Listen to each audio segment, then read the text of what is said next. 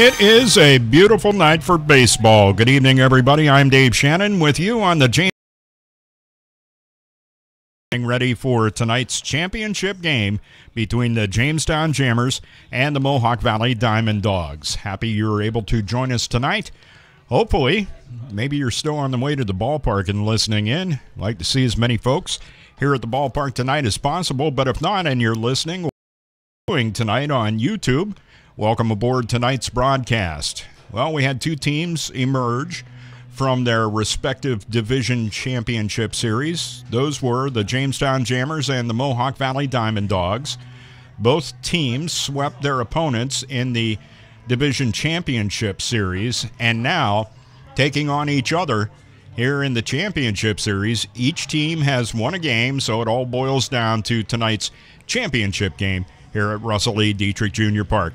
Jammers a 5-2 winner last night after dropping the opening contest to Mohawk Valley by a score of 11-1. Time to get together and talk with the head coach of the Jamestown Jammers, Anthony Barone, and his assistant and pitching coach, Hayden Carter. The pregame show continues with those two guys and me right after this on the Jammers Baseball Network. Penswood.net Classifieds offers the freshest, most recent classified ads available with over 1,500 new ads each day. If you're looking for a reliable used vehicle, check out the multiple ads daily on Penswood.net Classifieds. From cars, trucks, RVs, and motorcycles, you can scan the ads at Penswood.net at any time of the day or night and find something that fits your needs. Looking for household items, student housing, or even a new pet? Penswood.net Classifieds has it. Penswood.net, where you can buy, sell, or trade locally.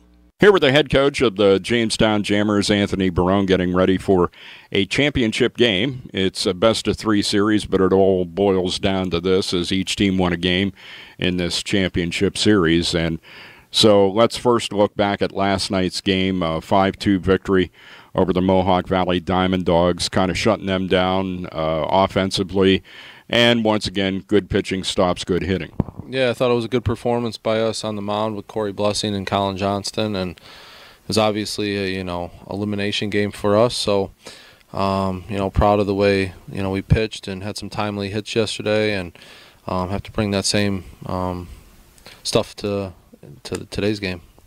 One of the things that I thought at the beginning of the game when their catcher, Konieski, was able to hit the solo homer, it was like, oh, my goodness, here we go. But Corey Blessing didn't flinch at all. No, Corey was really good. I thought he was really composed yesterday, and it seemed like he was just determined to get us, that win yesterday. There was something about him. He just seemed so much more confident than he did the prior couple starts. So just so proud for him and what he's accomplished the last couple of years here, and he's a big part of this organization the last 2 years. Also last night, the offense broke out with another crooked run inning, and it would not have been a crooked run inning if it had not been for us scoring with 2 out. And that was one of our hallmarks earlier in the season, was what I call 2-out lightning, and it came to play last night. Yeah, the big inning is generally 9 out of 10 times the team that has the big inning wins a game, meaning 3 runs or more. So I was really happy to see us get that big inning, and it really puts pressure on the other team to answer back and to get a big inning, which is tough to do. And that was what we were doing early in the year, and we were successful when we can score big early. Were you kind of worried as the game went on and the offense didn't produce much from like the 5th inning on? Yeah, you're always worried as a coach. It's never over till the last out is made. So it is what it is. We offensively we didn't really score much at the end, but we faced a couple good arms, and hopefully that'll get us ready for today. All right, and so let's talk about today.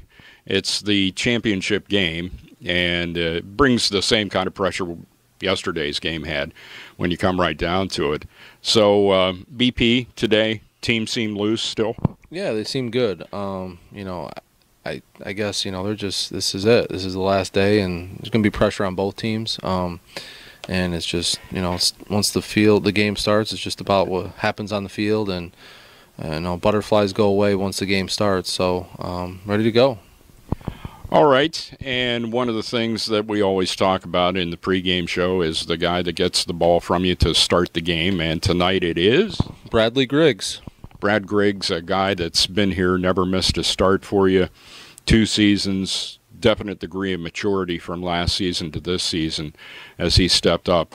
And the one thing I'm sure it's going through his head, and as well as everybody else, the pressure of being the guy that starts in the final and perhaps championship game. Yeah, it's a lot of pressure. We talked about Brad's last start against Elmira being his biggest start he's had since he's been a Jammer, and now it's great to know that he got another chance to have the most important start he's had since becoming a Jammer 2 years ago. So it's like the payoff time. When you work as hard as he's worked and put the time in here in Jamestown the last 2 years, this is the payoff, and this is what it's about. You want to reap the benefits of your hard work, and this is what it is right here. One of the things you did last night was made some changes in the lineup, and all of that worked out for you as well, as the guys really responded. You had the right guys up in key situations last night. Yeah, they made me look smart, and I guess no, it's just John's been really playing well, Conti, and just put him up there at the top, and hopefully Chris comes up with some guys on base where maybe he can hit a double and score a couple guys, and just really changing it up because we've been leaving some guys on base. So just wanted to change it up yesterday, and it worked out well. All right, well, as it has been said, tonight is for all the money, marbles, and chalk, so to speak, and we wish you good luck tonight. It's been a great season. Thanks. Thanks, Dave, for everything this year. All right, back with Hayden Carter right after this time out on the Jammers Baseball Network. Penswood.net Classifieds offers the freshest, most recent classified ads available with over 1,500 new ads each day. If you're looking for a reliable used vehicle, check out the multiple ads daily on Penswood.net Classifieds. From cars, trucks, RVs, and motorcycles, you can scan the ads at Penswood.net at any time of the day or night and find something that fits your needs. Looking for household items, student housing, or even a new pet? Penswood.net Classifieds has it. Penswood.net, where you can buy, sell, or trade locally. Here with Hayden Carter, assistant coach and pitching coach of the Jamestown Jammers after a thrilling victory last night. But as far as the guy that's in charge of the pitchers, I'm sure it's been a bit of a roller coaster ride as they gave up 11 on Sunday, but only 2 last night. But that's the way baseball goes. Yeah, I think you look at the walks. I think we've talked about it a couple times today. Just limiting the walks, and that was the key to our success last night. We only had 1 walk and 1 hit by pitch, and then the night before we had I don't know how many walks and a couple hit by pitches and a couple miscues on defense, and that's just, I mean, you look down at this most simplest part of the game, and that's where I think the edge went toward them in game 1, and the edge went toward us on game 2. So hopefully we can limit the walks tonight and keep throwing strikes at a high rate, and we'll go from there. Now, Corey Blessing last night with a pretty darn good start. One thing that I was extremely impressed with, and, I still see guys in the major leagues, when they give up a home run, doesn't matter if it's a solo or a multi-run homer, that it changes their approach to the next batter is just completely away from what they normally do. That wasn't the case for Corey. Yeah, it's always interesting to see how a pitcher reacts after giving up a home run, whether it's a solo home run or with guys on base. I was extremely thrilled the way Corey responded to that. It was almost kind of like it lit a fire under his butt, just because, I mean, he cruised through the first 2 batters, and then all of a sudden that bomb gets hit off of him. So I think it kind of woke him up. He was like, hey, I got to be better than that, and he responded pretty well. I'm just so proud of the way he responded to that and gave us a chance to win, giving us 6 1/3 innings, only giving up 2 runs, and hopefully Brad Griggs can do the same thing tonight. Was there any time during that game where you thought that Corey may be in trouble? I don't know if there were situations that did pop up that he was able to get through, but was there any time that you had any thoughts about lifting him prior to when you did? Probably not to the point where we would take him out of the game. The 4th inning was probably the inning in which we had the most anxiety, just because we had 2 runners on with 2 outs, first and third, and luckily he was able to get out of that. But other than that, I mean, the 7th, that's the reason why we took him out of that game. He was at 96 pitches, and second and third with 1 out. We thought going with Johnson was the best move for us, and I mean, we gave up 1 run in that point, but other than that, I mean, Blessing really was flawless the whole night. And Colin Johnston coming in out of the pen. He was basically our closer throughout the course of the season, the most saves on the team, and came in crucial situations. I was a little worried for him the one time he landed on his plant foot. I don't know if he stuck or exactly what happened there, but he was reaching for his back, and it's like, oh no, he may have done something to his back, but he just rolled right through that and on to the next and really gave you a nice close. He did such a good job. Ever since the Geneva appearance where he went 6+ innings, he hasn't really been the same, and I think last night was a sign that he was back to his old form. And he was throwing strikes at a high level and getting weak contact, and that was just the reason for his success earlier in the year. And last night, I mean, that was old Johnson form, what we saw. And the ninth inning was good that we didn't have any stress added to it, just because, I mean, Coach Brown and I stress enough during the game, and having the 9th inning be less than a 10-pitch inning, that was huge for us, huge for him, and in terms of his confidence. And hopefully we can continue doing that, whoever comes out of the pen tonight. We talked about tonight's starter with Coach Barone and Brad Griggs, and of course a completely different guy this year, I thought, on a maturity level and what have you. Talk about some of the things that you noticed while working with him over the course of the summer that's made him a better pitcher this year. There's 2 things. I think him throwing more strikes and not trying to strike guys out in every at-bat. So basically just pitching to contact. You see his strikeout numbers are down, but you also see that his walk numbers are down. So he's trusting his defense more. He's trusting his stuff, that his stuff alone will get guys out, get weak contact. And I think the other thing is his body language. I think last year he would just spiral out of control mentally once some stuff started happening to him in a negative fashion. And I think this year he's handled adversity way better than last year. And I think it just shows a sign, like you said, of his maturity and his growth over the last 2 years. And hopefully he can continue that tonight. And hopefully somebody at UTSA notices and he gets some more time out there on the hill in the upcoming season for the Roadrunners. Now, once again, last night we talked about all hands on deck, and it's obviously all hands on deck here because there's no tomorrow, and that even includes Colin Johnston. Yep. I think we only have 2 or 3 guys unavailable tonight. Liskawa, Blessing, and Gilhouse will be unavailable, but for the most part, we literally have everyone on deck tonight to be available out of the pen. A couple guys approached me after the game last night and said they wanted the ball if they were needed. So that it's exciting to see that our guys really want it and want to end the summer on a high note. But yeah, it's just like every other game in the postseason so far. It'll be all hands on deck, and like you said, there's literally no tomorrow. So we're going to treat it like that, just like we've been treating every other postseason game before this. Well, one thing's for sure, it's been great to see the team stick together through the entire season. No one abandoning the team here at the end of the season. Some of the other teams, we saw some roster depletion toward the end of the season, but that didn't happen here, and you can tell these guys do want a championship. And with that in mind, good luck tonight. All right, thanks, Dave. All right, back with the start of tonight's game after this on the Jammers Baseball Network. Okay, forest animals, today is a new day. Kids are coming to the forest, and it's up to us to make their visit a good one. Sparrow. Yes? Have you practiced the most popular bird songs for the year? Of course. Catchy. I like it. Okay, River. Dude, How's the temperature? it's a refreshing 52 degrees, man. Perfect for a little riverside shoeless relaxation. Ah, good. Owl, you here? Course. Who's asking? I am. Look, you know the drill. Sleep during the day, scare the kids at night. Perfect. I love my job. Oak tree? What's up? Still in the same place I left you last year. That's what I like. Consistency. Well, it's not like I'm going anywhere for the next couple hundred years. I know. I love it. Turtle. Turtle. He's not here yet, man. He's late every morning. You'd think he would have learned by now to leave the night before our meetings. Okay. Squirrel. Has anybody seen Mr. Squirrel? The forest has been preparing just for you. Visit a forest near you today. To learn more about cool things to do in the forest, visit discovertheforest.org. Brought to you by the U.S. Forest Service and the Ad Council. Yeah, it's me, your heart. Listen to me. We've got to talk. High blood pressure is serious, and yours?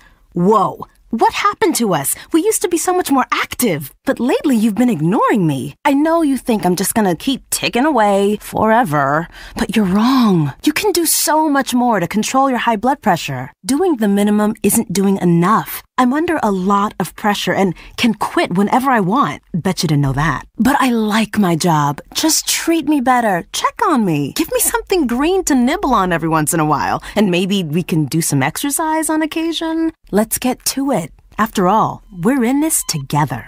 Listen to your heart. Don't let it quit on you. High blood pressure can lead to a stroke, heart attack, or death. Get your blood pressure to a healthy range before it's too late. Find out how at heart.org/blood pressure. Check, change, control. A message from the American Heart Association, the American Stroke Association, and the Ad Council.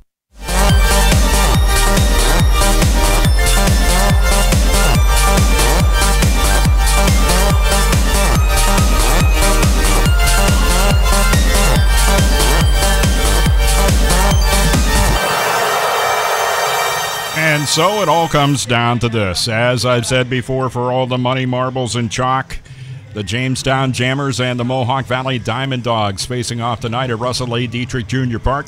Let's meet the starting lineup for the Diamond Dogs. Leading off shortstop number 3, Alexis Monge Rodriguez. Batting second, the DH tonight, number 13, Tim Zeng. Hitting third, catcher number 20, Clay Koneski. Batting fourth, it is first baseman number 24, Russ Olive. In the 5-hole center fielder, number 10, Ben Porter. Hitting sixth, right fielder, number 6, Austin Pollock. Batting seventh, third baseman, number 32, Dan Dealey. Batting eighth, left fielder tonight, number 28, Lucas Terwilliger. And batting ninth and playing second base, it is number 4, Joe Engel. Jammers in the field tonight. Familiar crew. Jimmy Standahar in left, Skylar Valentine in center, John Conti in right.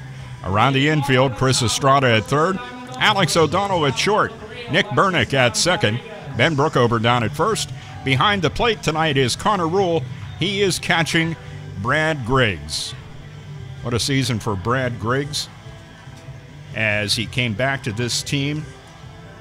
We mentioned it in the pregame show, the maturity level way up for Brad as he headed in this year.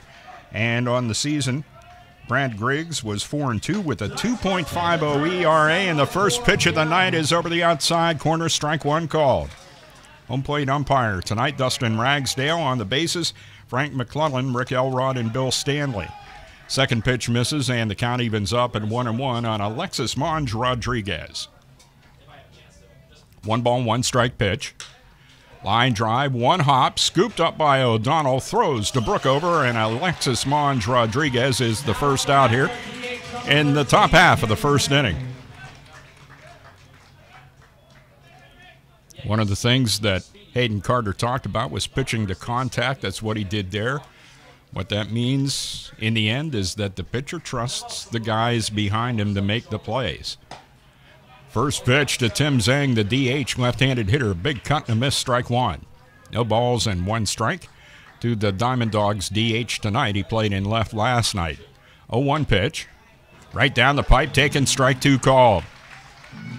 No balls, two strikes. Nobody aboard, one out top of the first, no score in the game. The 0-2 pitch on its way from Griggs. Tried to check his swing, went around. That is the second out here in the top half of the first. 2 up, 2 down, and Clay Koneski comes to the plate.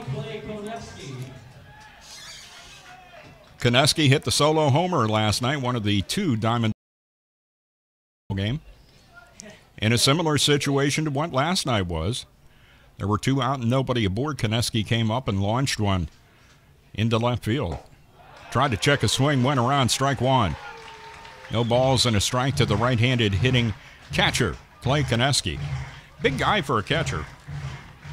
You don't see that a lot where you get somebody with the stature of Koneski, 6'1", listed at $190 on the roster. From Schwenksville, attending Monmouth. Just finished up his sophomore year, headed off to his junior year this fall. Fouled one back, the count's 0-2. No balls, 2 strikes, nobody aboard, 2 out. Brad Griggs really taking his time this time. As signing once and comes, way outside, counts 1-2. And the fans in attendance tonight have brought their umpire caps with them. Trying to root that one into the strike zone for Brad Griggs. 1 ball, 2 strikes. The pitch to Koneski. Right down the pipe, taken by Koneski. Strike 3 called. 3 up, 3 down. Go the Diamond Dawgs, that is. 2 strikeouts in the inning for Brad Griggs. 1 called and 1 swinging. No runs, no hits, no Jammers errors, and nobody left at the end of a half. The score, Diamond Dawgs nothing, Jammers coming to bat on the Jammers Baseball Network. This is the news. This morning, we are saluting the 2.2 million women who have joined in the war effort. They now make up 37% of the workforce, changing their role forever. The prestigious Harvard Medical School is breaking ground today, opening its doors to new female applicants. Today, little girls all over the world look to the sky, where the first woman is now in space. Military stereotypes are challenged today with the trailblazing promotion of a U.S. female officer to 4-star general. It was just announced that the vast majority of last year's doctorate degrees were earned by women. We've come so far, but our news is changing for the worse.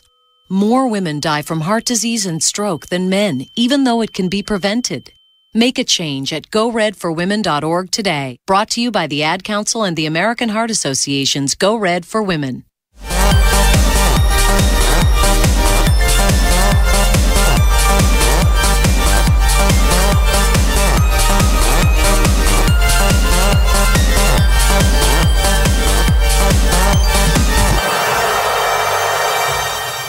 Back at Russell Lee Dietrich Jr. Park for the Jammers half of the first inning.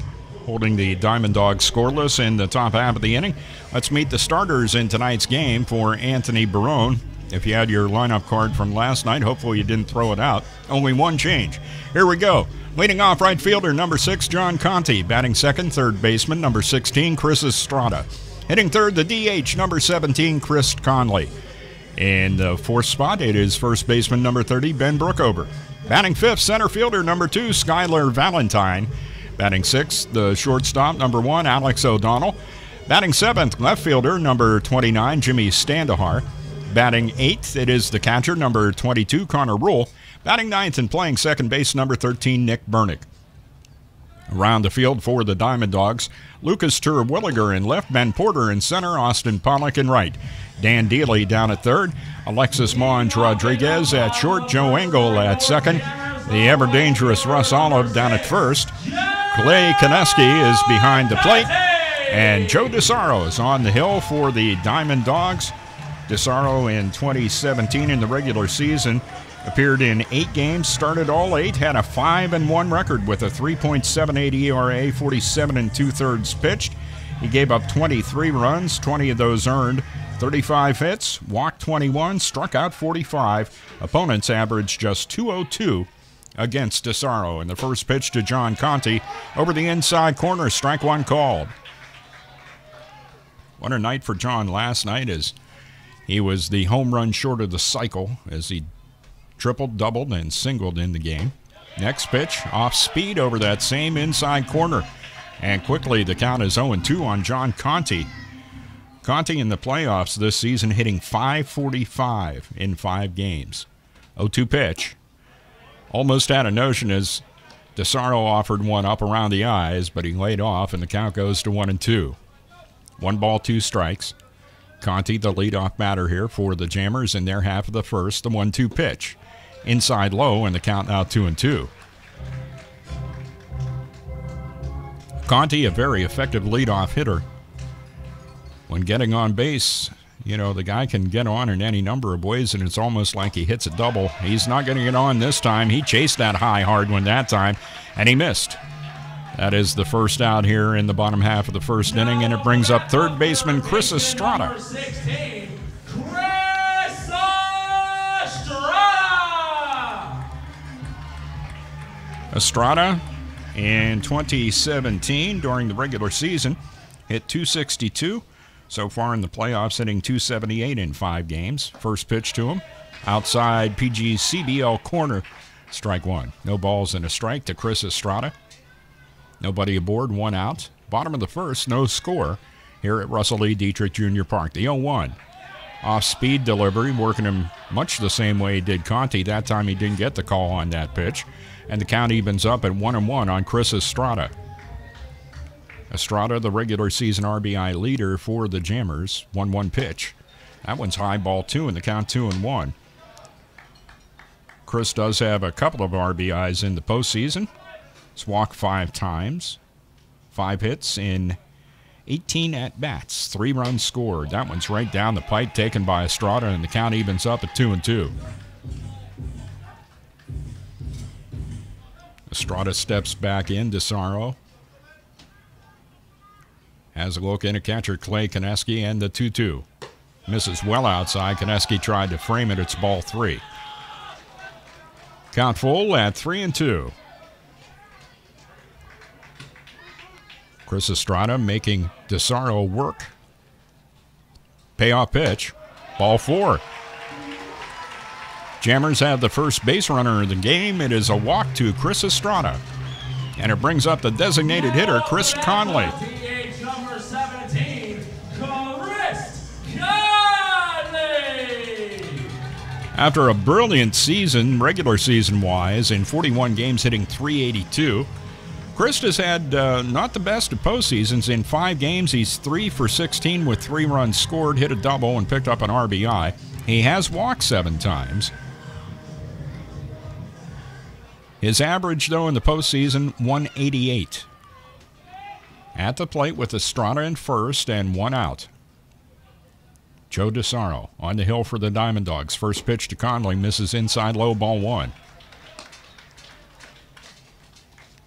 1 ball, no strikes. Talk about a batter that makes a pitcher work. He is up at the plate right now in Chris Conley. 1 ball, no strike count. DeSaro taking his time. Hit deep down the right field line, but foul. That escaped the ballpark. It was foul. Behind the Mohawk Valley Diamond Dogs bullpen area, there is a perimeter fence out there, and it sailed over that. Talk about a noisy strike. There you have one. Count at 1-1 on Chris Conley. Estrada down at first. He walked after Conti struck out. 1-1 pitch from the right-hander DeSaro. Goes with an off-speed pitch. It stays high, and the count now 2-1 to Conley. Even though that was a foul, it was good to see Chris get into one there. 2 balls, 1 strike. Estrada with a pretty standard lead off the bag. No throws over by DeSaro. That pitch catches outside corner to even things up at 2-2. 2 balls, 2 strikes. Had a look down at Anthony Barone. His basic sign in this particular instance, get a hit. 2 balls, 2 strikes. DeSaro with the 2-2. Popped up to the right fielder, Austin Pollock. Basically right where he was standing to begin with, makes the catch of the pop fly off the bat of Chris Conley for the 2nd out of the inning. And it brings up Ben Brookover. First baseman number 30, Ben Brookover. Ben Brookover at the plate, hitting 3rd tonight. Ben Brookover, regular season .328 hitter. In the postseason, .222. 4 hits for 18 at-bats in the postseason with a couple runs scored. He's hit a double, and he does have 3 ribbies. 2 out, Estrada still at first, and the pitch. Way outside, ball 1. 1 ball, no strikes to Ben Brookover. Always looking for your pitcher to get those first pitch strikes, and that one was missed by DeSaro, and the count 1-0. 1 ball, no strikes. Right-handed hitter Brookover, righty on the hill DeSaro, and the pitch. Off-speed delivery, cuts and misses, and the count is even at 1-1, and DeSaro has a pretty discernible pitching style. Likes to start off with something fast outside, and then he It depends, too. If it's righty-lefty, it's inside to the lefties. And then he comes with that off-speed one. Every battery started out that way. 1-1 the count here. The pitch. Catches outside corner for strike 2, and the count now 1-2. Suspect he may come with some heat here and try to get Ben Brookover. Kind of a similar situation to what John Conte had going on in his first at-bat. 1 ball, 2 strikes, 2 out. Joe DeSaro with a 1-2 pitch. Yeah, swing and a miss, strike 3. And that'll do it for the Jammers in their half of the first. No runs, no hits, no errors by the Diamond Dogs, and a runner left. We have completed 1, and the score, Jammers nothing, Diamond Dogs nothing on the Jammers Baseball Network. Hey, Dr. Phil here. I help people solve difficult and trying personal problems every day on my TV show, but there's one problem that just got me stumped: childhood hunger. Nearly 16 million children in America struggle with it. That's 1 in 5 kids who may not know where their next meal is coming from, despite the fact that there's more than enough healthy, nutritious food out there to feed them all. Now, I don't know about you, but that is unacceptable to me. Luckily, the Feeding America network of good people is out there collecting surplus food and giving hope to hungry children and their families at local food banks all across the country. But let's face it, they can't do it without your help. Join me in supporting Feeding America and your local food bank at feedingamerica.org. Brought to you by Feeding America and the Ad Council.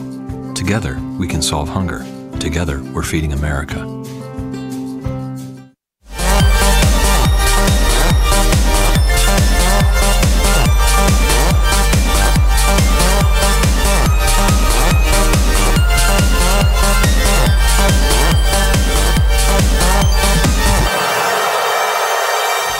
Welcome back to Russell E. Dietrich Jr. Park in Jamestown. Jammers and the Diamond Dogs scoreless at the end of 1, and as Brad Griggs retired the Diamond Dogs in order back in the first inning, it'll be the middle third up here in the second. Russ Olive leading things off, and that one must have been low. Sure looked like it caught the outside corner to the left-handed hitter. It is ball 1. The count 1-0.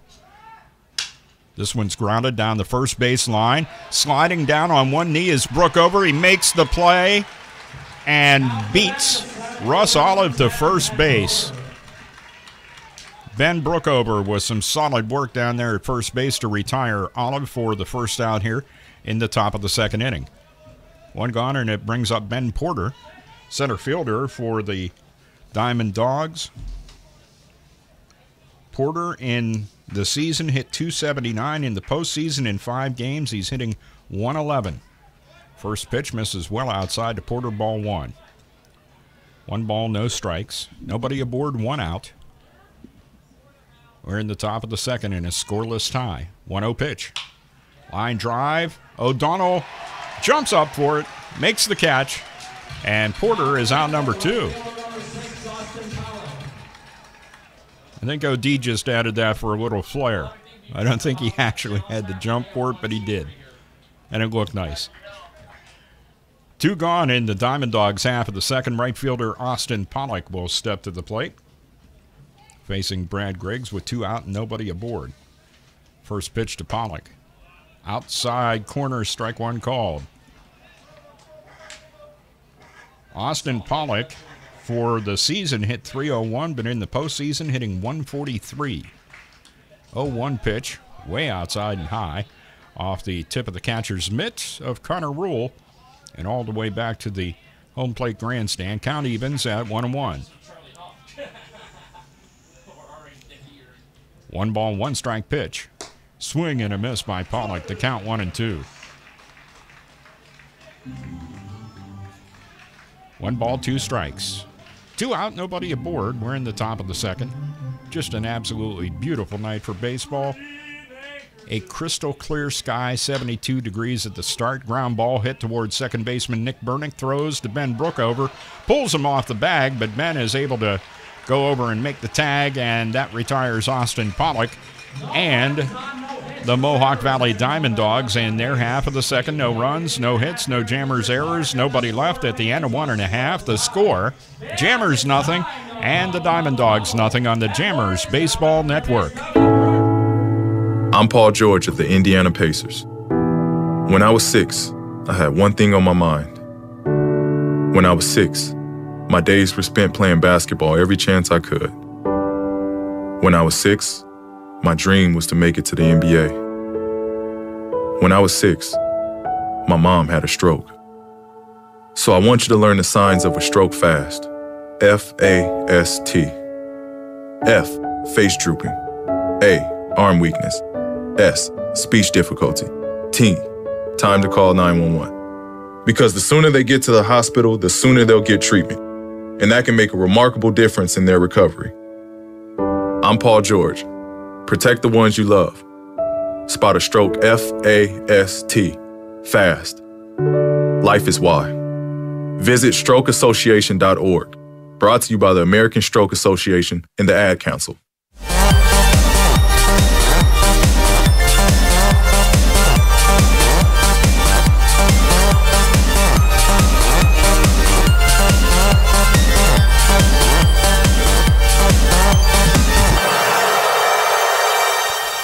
Back at Russell Lee Dietrich Jr. Park for the Jammers half of the second inning. No score in the game. Want to welcome everyone on the Jamestown Jammers Baseball Network tonight. That includes WWCB Radio, also on WWCB Stream 2, available on the TuneIn Radio app. Search for Jamestown Jammers. You can also go to TuneIn's website and listen to it over a laptop or desktop computer. First pitch to Skylar Valentine is ball one. And we have the YouTube feed. Want to say hi to everybody that are Mohawk Valley Diamond Dogs fans. I know there were a lot of people watching last night. Valentine lofts one into shallow center field. It's going to drop. Center fielder Porter can't get to it. It's a bloop single. Skylar Valentine, leadoff man, is on. First hit of the game for either team. And it brings up Alex O'Donnell. I want to thank all you folks for tuning in the Little Falls and surrounding area. And I'm sure some of the families of the players of the Mohawk Valley Diamond Dogs tuning in as well. Welcome aboard out there and watching on YouTube. Alex O'Donnell steps to the plate. OD finished strong at the end of the season to end up at a .248 batting average. And in the postseason, he's hitting .125, 2 for 16 in 5 games. First pitch to him, catches outside corner, strike one called. No balls and a strike to the right-handed hitting shortstop of the Jammers, Alex O'Donnell. He steps out and looks at Anthony Barone as there are actual signs for this situation. Valentine at first and nobody out. No balls, one strike. DeSaro's pitch in the dirt in front of the plate. Blocked nicely by Koneski and counts even at 1-1.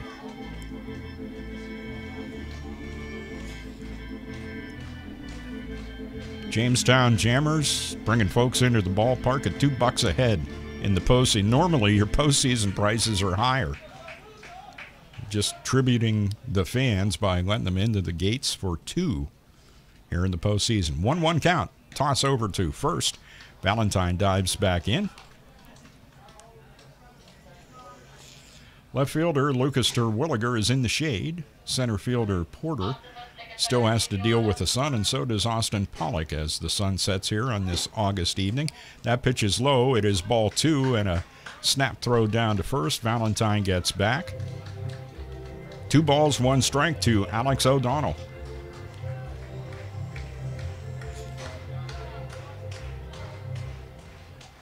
Checking for ill run and hit. Wandering off the bag, Valentine gets chased back again by DeSaro, trying to keep him close. Skylar in 2017. Well, we'll worry about that later. This one's in the gap to right center field. That's going to hit shy of the warning track and bounce off the wall. Austin Pollock has it. O'Donnell is on his way to third. The relay throw from Joe Engel is not in time. Gets away from the third baseman, dealing not far enough for OD to advance. The Jammers have the lead in the championship game. Triple Alex O'Donnell. Skylar Valentine scores from first. 1-0.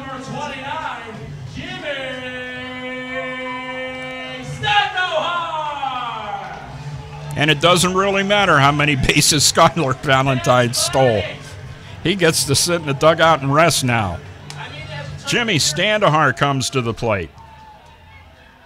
Runner at third, O'Donnell. Nobody out. Bottom of the second inning. DeSaro's pitch. Standahar watches that one go over the outside corner. Strike one called. Jimmy, for the season, hit .346. In the postseason, he's hitting .368. 0-1 count in the pitch. Line drive past the second baseman, Joe Engel, into right center field. O'Donnell can walk home and get a pizza on the way. RBI single, Jimmy Standahar. 3 hits in a row for the Jammers and a 2-0 lead. Now coming up the bat, the catcher number 22, Connor Rule.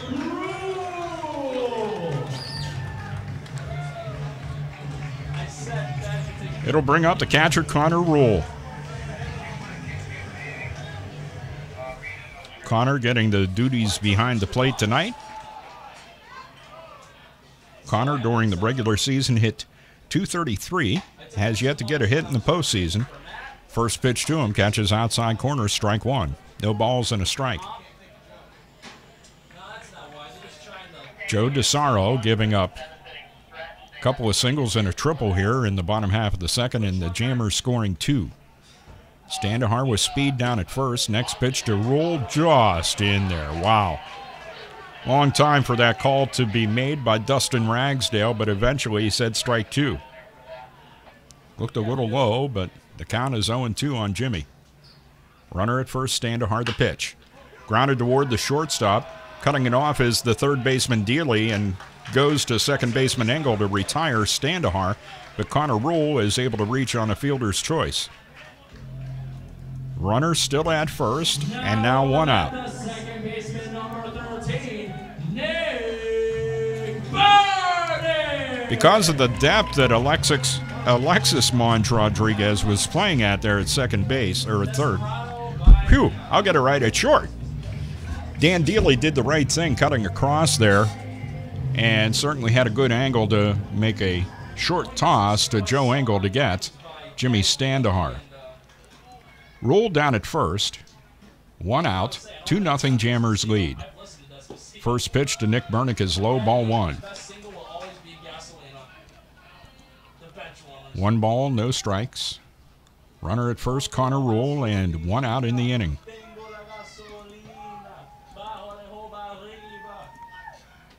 1-0 the count.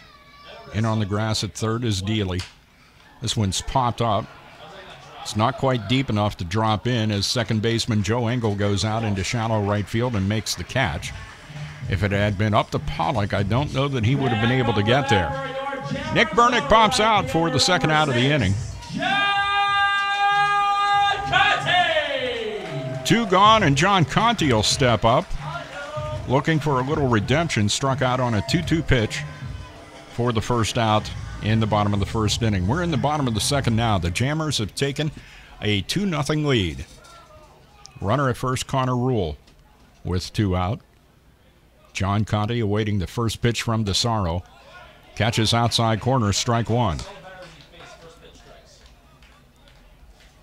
We'll see if Conti gets the off-speed pitch here, or if DeSaro is mixing it up on the second time through the order. No balls, 1 strike. DeSaro's 0-1 pitch in the dirt. And the slider went a little bit too low for him there, and the count even at 1-1.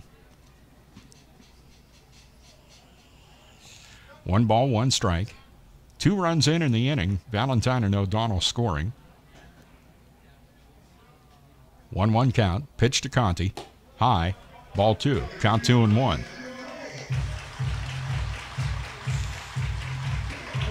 Through 2 innings, Brad Griggs threw 18 pitches so far. DeSaro in 1 2/3 has thrown double that amount almost, now at 35. See what pitch 36 brings here. A bunt by John Conti almost right up into the booth here. Count is evened up at 2-2. 2 balls, 2 strikes. Big hole between Russ Olive holding Connor Rule at first and the second baseman Engel. I've seen John hit that a couple of times this year. 2-2 pitch, reaches out and fouls that one back. Chased a high one and fouled it off, and the count remains 2-2 on John Conti. With Cam's walk-up, which was White Iverson at the time. I can't believe John switched from Flo Rida to Taylor Swift. 2 balls, 2 strikes, 2 out. A 2-0 Jammers lead in the bottom half of the second. Joe DeSaro on the hill for the Diamond Dogs. Break-even pitch. Grounded down the first base line, foul. Russ Olive was there and saw where the ball was and didn't even attempt to get it. Let it roll down the first base line about halfway out into right field, and one of the Diamond Dogs is going to go down and retrieve that. We've had some teams here that didn't even try to go down and retrieve those. Thank you, Jonathan Sell. John Sell going down to retrieve that. Still 2-2, 2 out. Conti pops it up to the right fielder, Austin Pollock. Makes about 3 steps to his right, makes catch to retire the Jammers in their half of the second. But 2 runs are in. They did that on 3 hits. There were no errors by the Diamond Dogs, and there was 1 runner left on base. We have completed 2, and the score, Jammers 2, Diamond Dogs nothing, here on the Jammers Baseball Network. The odds of a young girl being discovered by an industry insider while singing to herself pumping gas. 1 in 300 million. The odds of a daughter of a clergyman from Severn, Maryland, spending 11 weeks at #1 on the U.S. singles charts. 1 in 19 million. The odds of going on to win 7 Grammy Awards. 1 in 1.4 million. The odds of selling over 40 million records. 1 in 800,000. The odds of this musician and performer having a child diagnosed with autism. 1 in 68. I'm Toni Braxton, and I encourage you to learn more at autismspeaks.org/signs. Early diagnosis can make a lifetime of difference. Autism Speaks. It's time to listen. Brought to you by Autism Speaks and the Ad Council.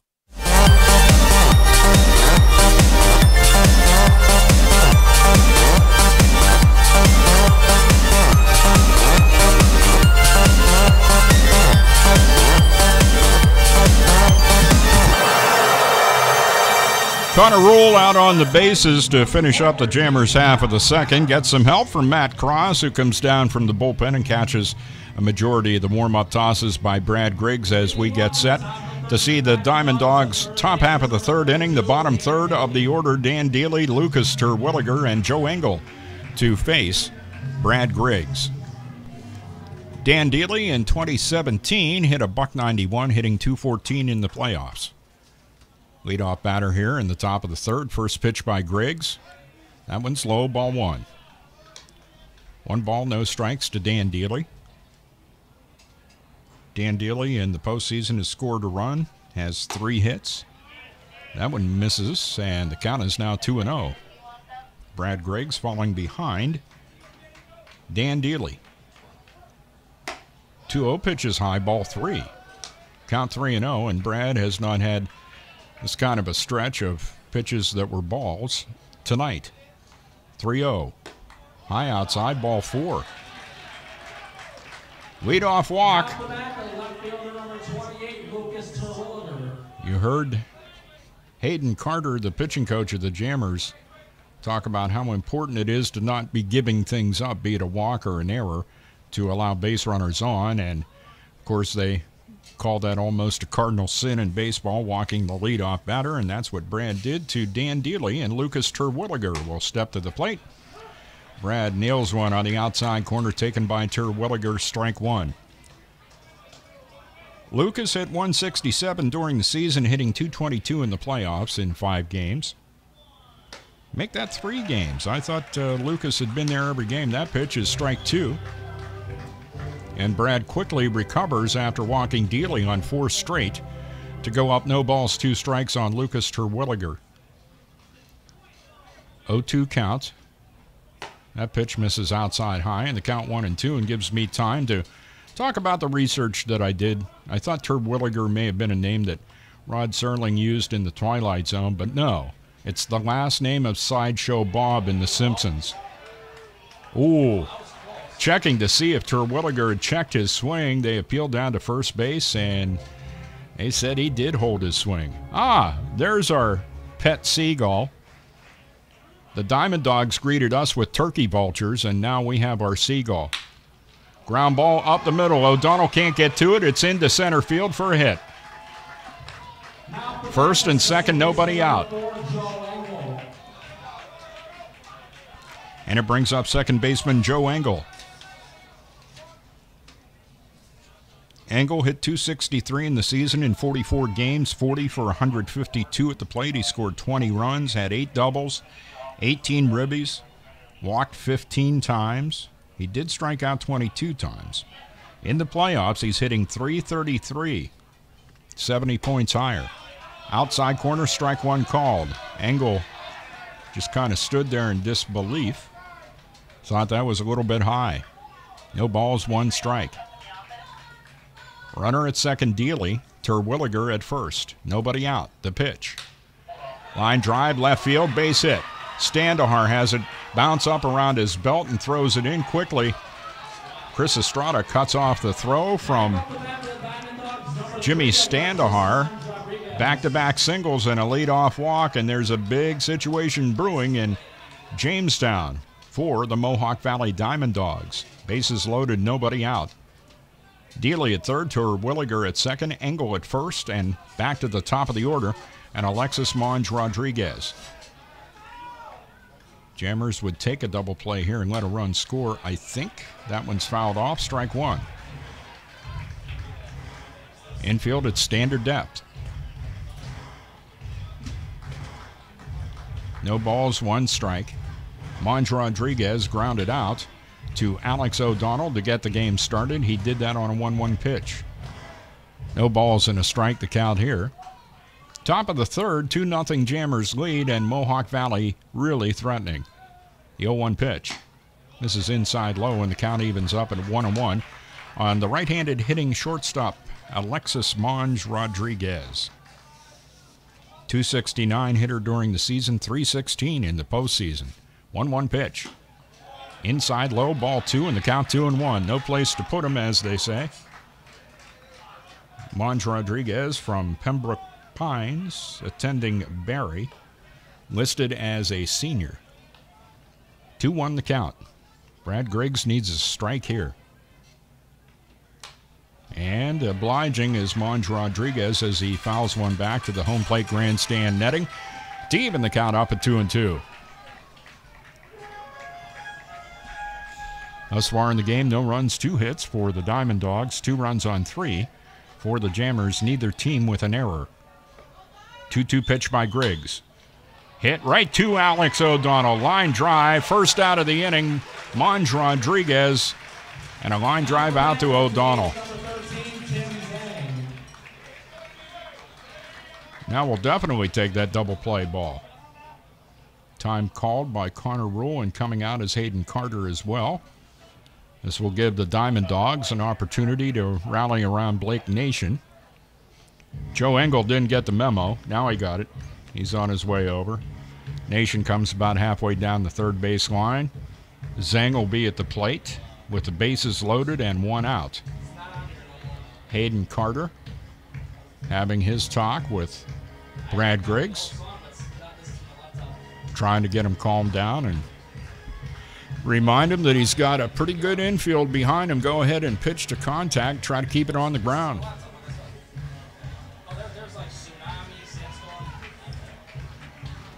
Home plate umpire Dustin Ragsdale actually gave them a little bit extra time to chat things out there, and now everything is broken up.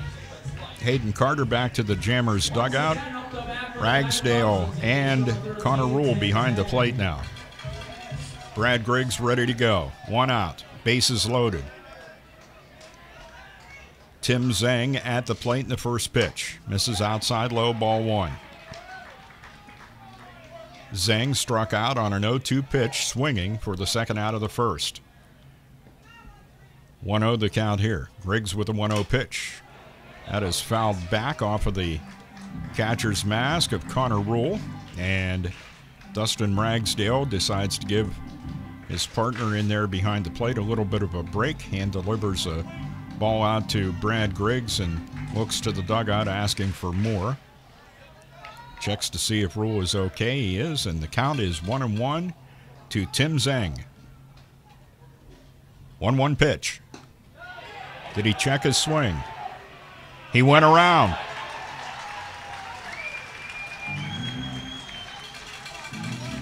I believe that's Rick Elrod down there, and he said he went around, and the count now 1-2. 1 ball, 2 strikes. Griggs trying to get Zeng here. He just gets a piece of it off the end of the bat. Definitely some chalk needed for that cue stick. Count still 1-2. Ryan Markey brings out some baseballs to home plate umpire Dustin Ragsdale. 3, as a matter of fact. 1-2 the count. Bases loaded, 1 out. The 1-2 pitch. Lofted toward left field. Standahar is coming in. He'll make the catch. Tagging at third. Heading for home is Dealey. The throw to the plate. Oh, it was in time. Connor Rule reached over for the tag, and it popped out. And home plate umpire Dustin Ragsdale said he never had control of it. Dealey scores. Count that as a sac fly for Tim Zeng and make the score Jammers 2, Diamond Dogs 1. Anthony Barone out of the dugout.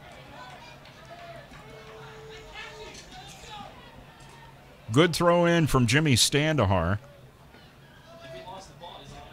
Connor Rule was in position. Got the ball, reached over to apply the tag, and it just kept on going. And that's why Ragsdale said he never had control of it. Sac fly RBI for Zeng, 2-1 game, and Clay Koneski at the plate. They're going to appeal down to third if he left the bag too early, and Ragsdale handles that. He says, no, he didn't.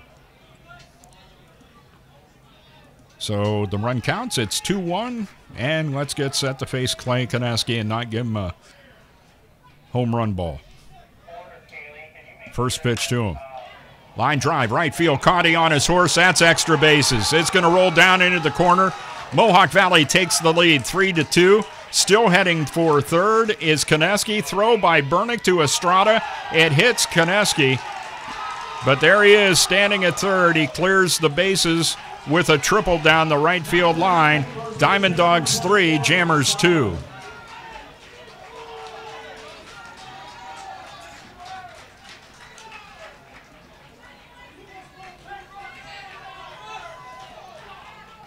So that leadoff walk has come in to score. The singles that followed in Terwilliger and Engel have come in. Koneski at third, 2 out at the plate. Russ Olive swings and misses, strike 1. No balls and a strike to the team's best hitter, average-wise, in 2017. Russ Olive hit .324 during the season, hitting .300 in the postseason. The first pitch to him, that strike, and now that one misses, and the count evens up at 1-1 on Russ Olive. 1-1 pitch. Checked his swing. Count 2-1. 2 balls, 1 strike. Koneski at third, 2 out. Dawgs lead the game 3-2. 2-1 pitch. Inside high, ball 3. Whoa, that was called a strike? Okay. We'll take it. It's 2-2. 2 balls, 2 strikes, and the pitch from Griggs. Right down the pipe, strike 3 called. And Russ Olive knew it. He just turned and headed right for the dugout. Pitch before that, definitely questionable. That one not.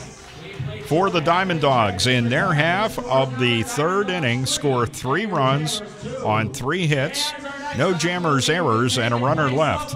Score at the end of 2.5, Diamond Dogs 3, Jammers 2 on the Jammers Baseball Network. In the small town of Elmira, New York, a boy was born into an all-American family. The odds of him opening his own clothing store at the age of 18? 1 in 138,000. Excited to be a part of pop culture, he packed for the big city. The odds of finding someone to invest in his vision? 1 in 4.5 million. The odds of him achieving his dream in the fashion industry? 1 in 23 million. The odds of having a child diagnosed with autism? 1 in 68. I am Tommy Hilfiger, and my family is affected by autism. I encourage you to learn more at autismspeaks.org/signs. Early diagnosis can make a lifetime of difference. Brought to you by Autism Speaks and the Ad Council.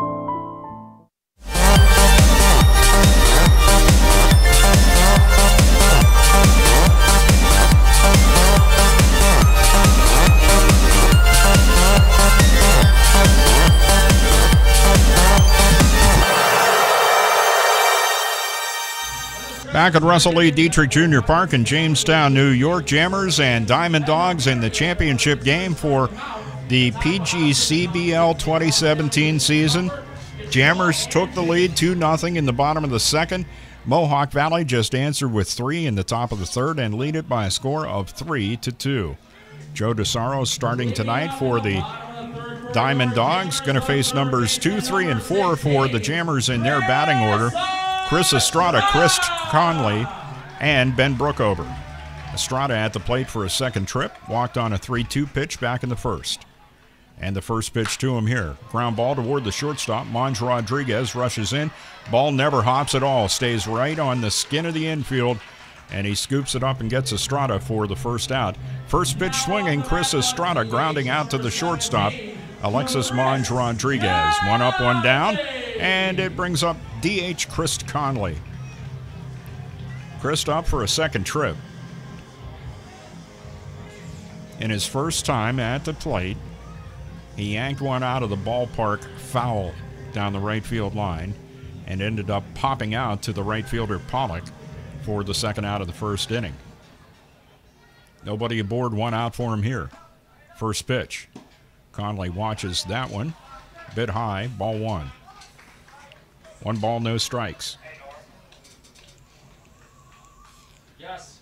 1 out for the Jammers here in the bottom of the third. 1-0 pitch.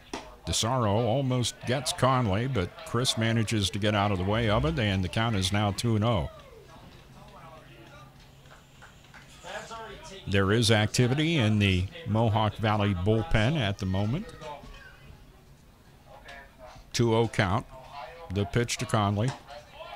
Right down the pipe, taken by Chris. Count now 2-1. Nothing doing down in the Jammers bullpen area.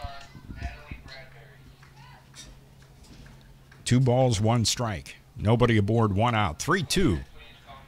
Dawgs lead. This one's fouled back toward the press box by Chris Conley, and the count now evens up at 2-2.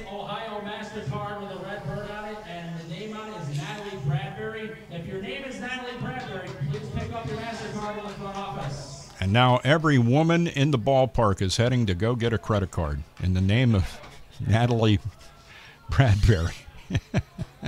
2-2 count in the pitch. Ground ball stays fair down the first baseline, hit slowly, and Chris Conley, not exactly tearing it up going down the first baseline, is retired by first baseman Russ Olive, unassisted, for the second out here in the bottom of the third. Ben Brookover at the plate, a strikeout victim on a 1-2 pitch. Final out of the first inning.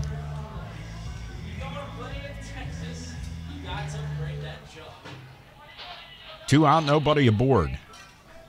Joe DeSaro on the hill. First pitch to Brookover, fouled off. And I mean, that is what I've heard some people refer to as a major league foul.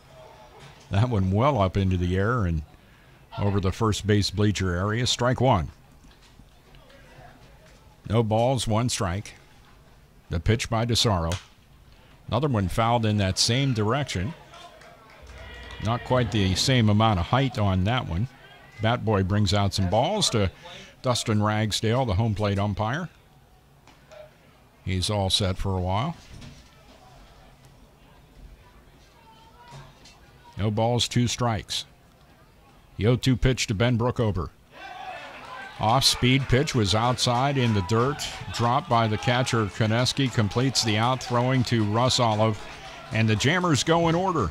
No runs, no hits, no errors for the Diamond Dogs, and nobody left. We have completed 3. The score, Diamond Dogs 3, Jammers 2 on the Jammers Baseball Network. What is that? Oh, it's my time machine. Does it work? Sure, just hit this button.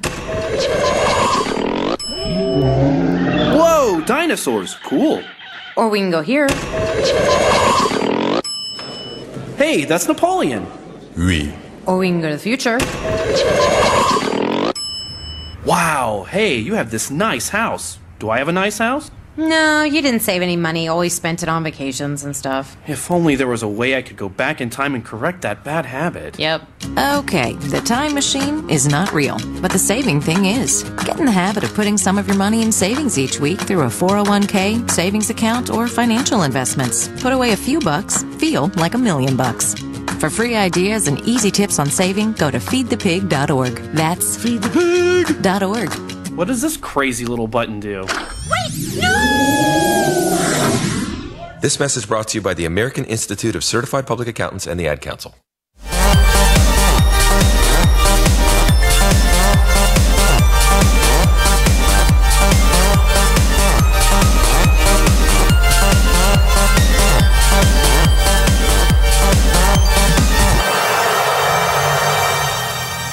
Back at Russell Lee Dietrich Jr. Park, let's look at tonight's 2 starters through 3. Joe DeSaro facing 13 batters, 2 runs on 3 hits, walked 1, struck out 3, 47 pitches, 31 strikes, 16 balls.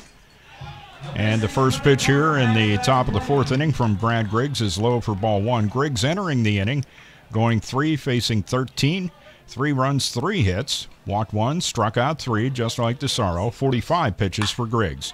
This one's hit high in the air, deep to left field. Back is Jimmy Standahar, and it's gone. It's a leadoff homer here in the top of the 4th inning off of center fielder Ben Porter's bat. Diamond Dogs 4, Jammers 2.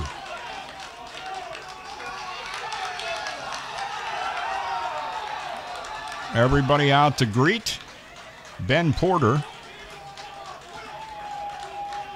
Porter's first trip to the plate, a line drive out to Alex O'Donnell. This time, that line drive had a lot of height on it and a lot of distance. Good enough to make it 4-2. Connor Rule will go out and talk to Bradley Griggs. Top of the 4th inning. Bat Boy brings out some more balls for Ragsdale. And we have some activity in the Jammers bullpen, as I believe Michael Ginther is up throwing. First pitch is inside and low to Austin Pollock, ball 1. 1 ball, no strikes, nobody aboard, nobody out. That pitch catches the outside corner, count goes to 1-1. 1 ball, 1 strike. Jammers scored 2 in the 2nd, 3 across in the 3rd for the Diamond Dogs, and now 1 here in the 4th on the solo homer. Next pitch by Griggs, ball 2, the count 2-1. 2 ball, 1 strike pitch from Brad. High, outside, ball 3. Count 3-1. Down the pipe, taken strike 1. Terwilliger singled on a 2-2 pitch right up the middle an inning ago and came around to score. Had a notion. Did he pull back? Yes, he did. Counts even at 1-1.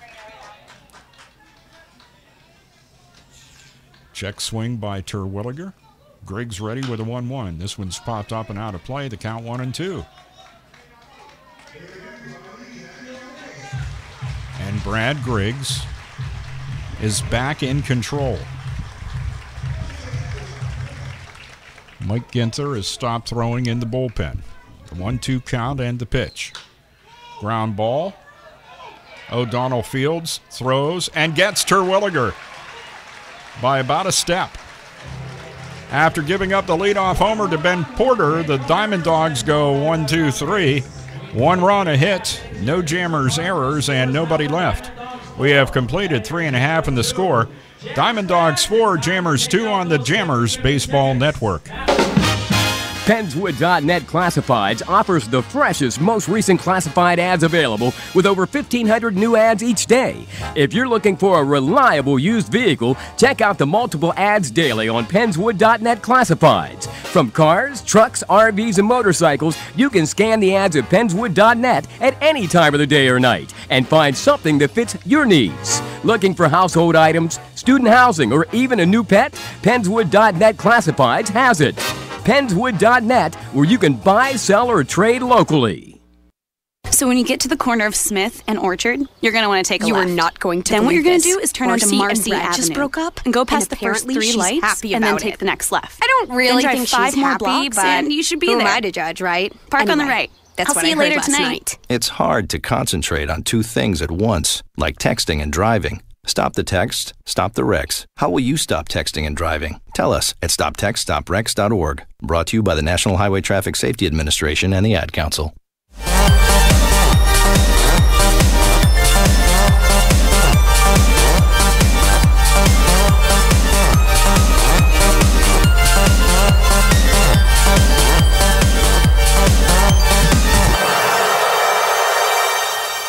Back at Russell Lee Dietrich Jr. Park in Jamestown, New York. Heading to the bottom of the 4th inning, the Jammers have some work to do, trailing Mohawk Valley by a score of 4-2. Skylar Valentine, the leadoff batter for the Jammers in the bottom of the 4th, singled and scored back in the 2nd inning when the Jammers brought 2 across. First pitch to Valentine's high, ball 1. Dan Dealey playing in on the grass at third. I would not want to be in his position, especially after he saw that line drive down the line last night. That one's fouled back by Valentine. Count evens up at 1-1. Skyler coming into the game hitting 143. That just improved. 1 for 1 so far tonight. 1-1 count on him here. The pitch. Off-speed pitch, catches outside corner, count goes to 1-2. So it looks like DeSaro's moved that slow pitch up to the 3rd one when he's facing a batter this time around. That pitch misses outside low, and the count's even at 2-2.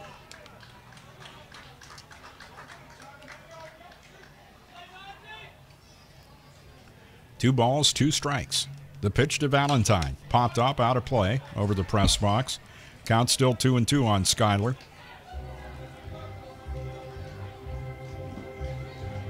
Mentioned some of the things that were brought up at the end of the game Sunday in Little Falls, New York, where we were told we were overrated, and also that this particular division in the PGCBL is let's say not up to standard. The East did win the All-Star game. The East won the championship series last year. This one's not over. Skylar Valentine just walked. Alex O'Donnell will step up.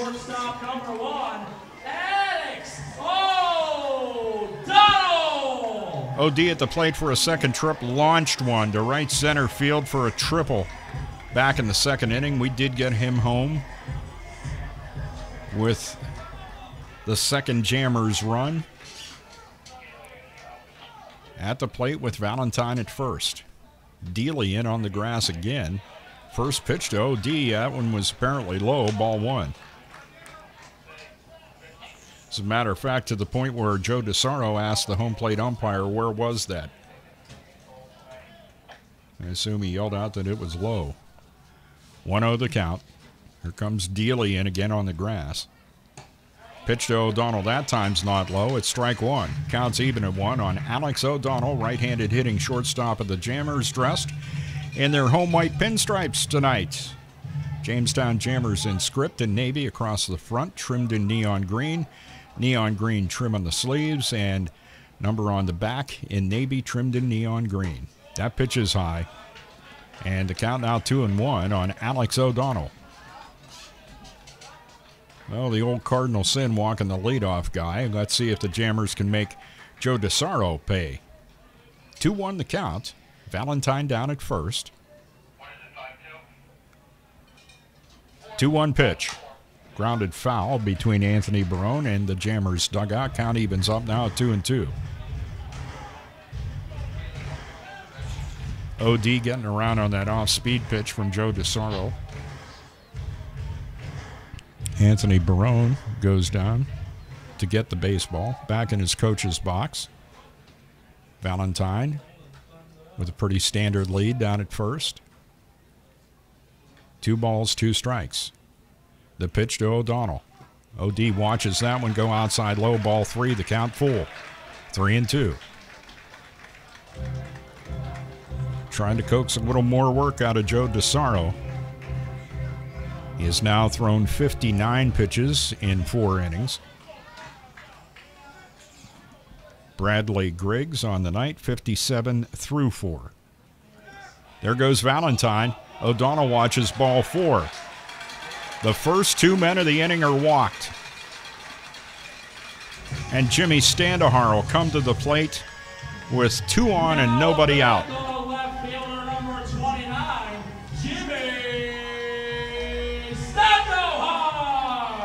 Koneski goes out to talk to DeSaro, and now Dustin Ragsdale will go out and chase Koneski back behind the plate. And the warming in the Diamond Dogs bullpen gets a little more serious here, as Joe DeSaro has come out here in the bottom of the 4th and walked the first 2 batters in the inning, and here comes the big guy. Brett Kiesel. No, it's not Brett Kiesel. It's Blake Nation. Although he could be a stunt double for Kiesel.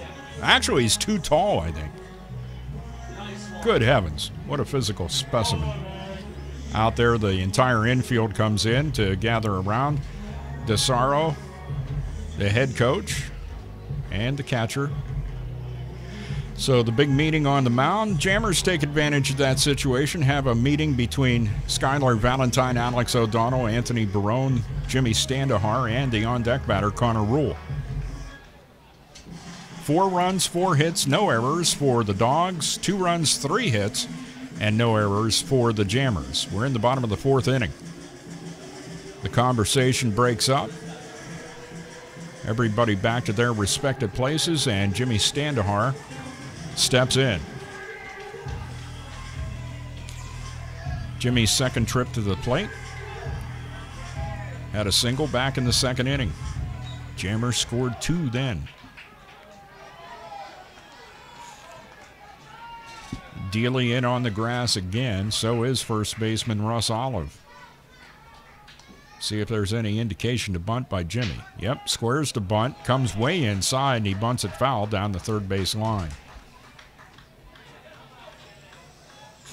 Was almost hit by the pitch, so some of that may have been a little bit of a defensive move by Jimmy to avoid being hit. It's strike 1. No balls, 1 strike. 2 on, nobody out. Jammers trail by a pair here in the bottom of the 4th inning. 0-1 pitch from DeSaro. Standahar bunts at it and fouls it back, strike 2. Well, now the infield can pull back. Russ Olive will head back for a standard first base position. Dealey even with the bag at 3rd, and Standahar will go down to talk to Anthony Barone. Fresh supply balls for Dustin Ragsdale. He's set up and ready to go. Jimmy Standahar met down the 3rd base line with Anthony Barone. Dealey came off the 3rd base area to go talk to his pitcher, Joe DeSaro. Talking about whether you want to make the throw to 3rd. Dealey in on the grass at 3rd. Popped up and playable. Dealey backs up, and he'll yield to the shortstop, Alexis Monge Rodriguez. Jimmy Standahar pops out for the first out here in the bottom of the 4th.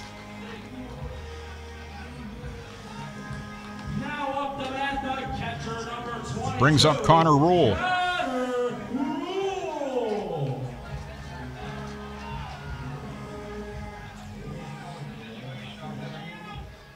1 out, 2 on. The song remains the same except for the out count, which is now 1. Connor Rule at the plate. First pitch, framed by Konecki, and he gets a call. Dustin Ragsdale was buying what Clay Konecki was selling. Strike 1. No balls and a strike. Connor Rule reached on a fielder's choice back in the second. A 1 count in the pitch.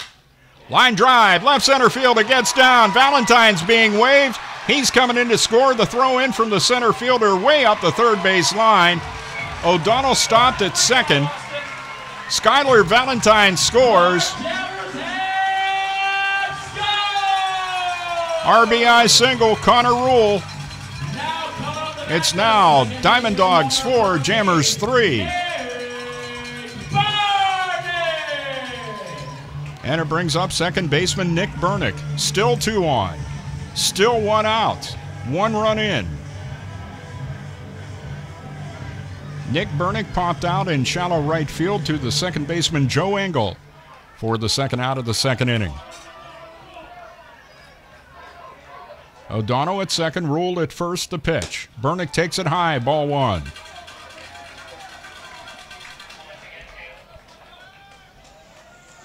One ball, no strikes.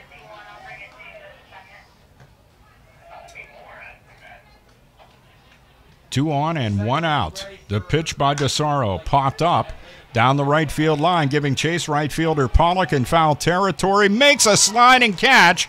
Tagging at second, moving up the third is O'Donnell. And the throw-in is cut off by Monge Rodriguez. OD moving up on the pop-out off the bat of Nick Bernick.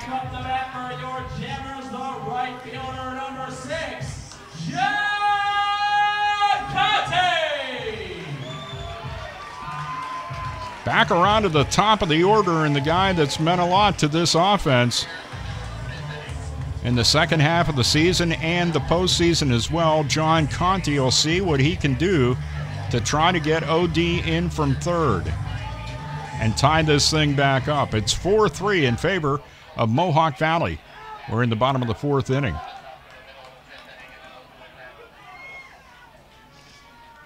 O'Donnell at third, Rule at first. 2 out. First pitch to Conte. Inside, has him spinning away from it, ball 1. John tonight 0 for 2. Struck out swinging back in the first. Chased the high heat. And then hit a fly ball out to Austin Pollock, final out of the second. Does not want to make the final out here. 1-0 pitch. Line drive over the head of the second baseman. Joe Engel and into right field. Coming in to score the tying run, Alex O'Donnell. John Conte, RBI single. We're tied at 4. Your Jammers have scored to tie this ball game. Now coming up to that, Jammer fans, the third baseman, number 16, Estrada. Back to that first and second situation, and John Conte made sure he did not make the final out of the inning. Solid line drive, single to right, driving in O'Donnell from third base. 2 outs still. Chris Estrada at the plate takes the first pitch over the outside corner, strike 1 called. Estrada walked back in the first and grounded out to Alexis Monge Rodriguez for the first out of the third. Up here with 2 on. The pitch to Chris is high. Ball 1, counts even at 1-1.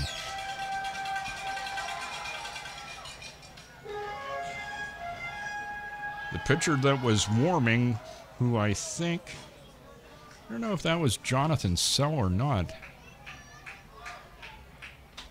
Could not pick up the number. The 1-1 pitch to Estrada is high, ball 2. No, it was called a strike. Wow. The count now 1-2. Well, I prided myself in being able to tell where the balls were, and I have been humbled by Dustin Ragsdale tonight. Count is 1-2 on Chris Estrada. And the pitch. Swing and a miss, strike 3. Off-speed pitch over the outside corner. But the big news is the Jammers tie the game They score 2 runs on 2 hits. There were no errors by the Diamond Dogs, and we left 2 on base. The score at the end of 4 is the Jammers 4 and the Diamond Dogs 4 on the Jammers Baseball Network. This is why you work so hard to pay the mortgage. Because home is more than 4 walls and a roof. It's that porch swing on a summer night. It's pajamas with feet and everybody over for Sunday dinner. And that old stuffed chair in the living room you just can't get rid of. This is why you work a second job. This is why you learn to fix things yourself, so you could save on repairs. Because home is your place, your memories, your family sleeping in their own beds at night. And that is why we want to help. We are making home affordable, a free government resource that can make paying the mortgage easier. And now even more options are available. Call 888-995-HOPE today. That's 888-995-HOPE, or visit makinghomeaffordable.gov. Good night, Mama. This is why. Brought to you by the U.S. Treasury, HUD, and the Ad Council.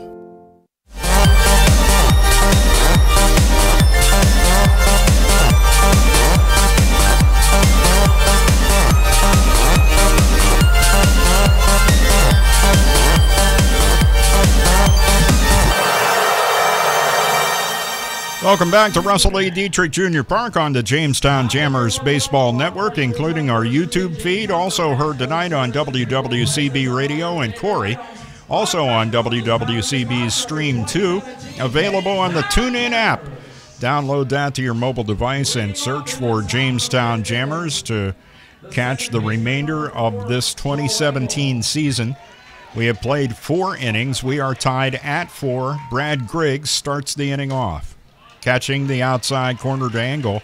Strike 1. Joe Engel, second baseman, a right-handed hitter, singled and scored back in the 3rd. 0-1 pitch on its way outside and high, and the count evens at 1-1. If Brad Griggs can come out here in the top of the 5th like he finished off the Diamond Dogs after giving up the solo homer, he's in good shape. 1-1 pitch. Held there for a while by rule. No call from Ragsdale. Count 2-1. Joe Engel, as we had mentioned earlier, a .263 hitter during the season, .333 in the postseason. Pops up that pitch to even the count up at 2-2. Joe Engel of the Diamond Dogs, 5'11", $160 from Donners Grove, Illinois, attending Columbia, finished up his sophomore year there. 2-2 count. Griggs' break-even pitch down the pipe but low. Ball 3. Count full with 3-2. Second batter is number 30, Ben Brookover. Don't want to walk the leadoff guy. Line drive, caught by Brookover before it hits the ground. Twisting down the first base line, over the bag fair. Great play by Brookover to retire Engel for the first out here in the top of the 5th. Shortstop number 3, Alexis Mons-Rodriguez. Alexis Mons-Rodriguez at the plate for a 3rd time. Alex O'Donnell has been his target the first 2 times up. Grounded out to him back in the 1st for the first out of the game. Line drive out to OD.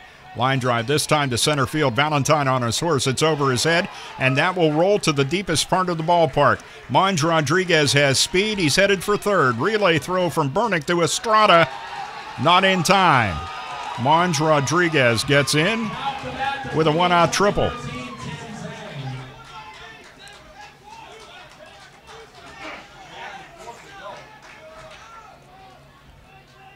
Go-ahead run 90 feet away for Tim Zhang, the DH, and that's going to do it for Brad Griggs. Anthony Barone out of the dugout and pointing out to the bullpen. And we'll see who comes in. We'll give you some numbers for Brad Griggs as his night here in the championship game is done. And it's going to be Michael Ginter coming in out of the Jammers bullpen. Hayden Carter and I talked about this. All the starters said, if you need me, I'm here. I'm ready. Well, they're taking him up on it. It's Michael Ginter. Brad Griggs gets a nice round of applause from the fans in attendance here tonight. Now pitching for your Jammers from Canisius College, number 38, Michael Ginter. So Mike Ginther in from the bullpen, starter all season for the Jammers, ready, willing, and able to come in here in the game for which there is no tomorrow. Doesn't matter one way or the other, win or lose, there is no tomorrow after this one. Final game of the postseason. Brad Griggs tonight goes 4 1/3, faced 19 batters, 4 runs, 5 hits, walked 1, struck out 4, 64 pitches, 41 strikes, 23 balls. Enter Michael Ginther.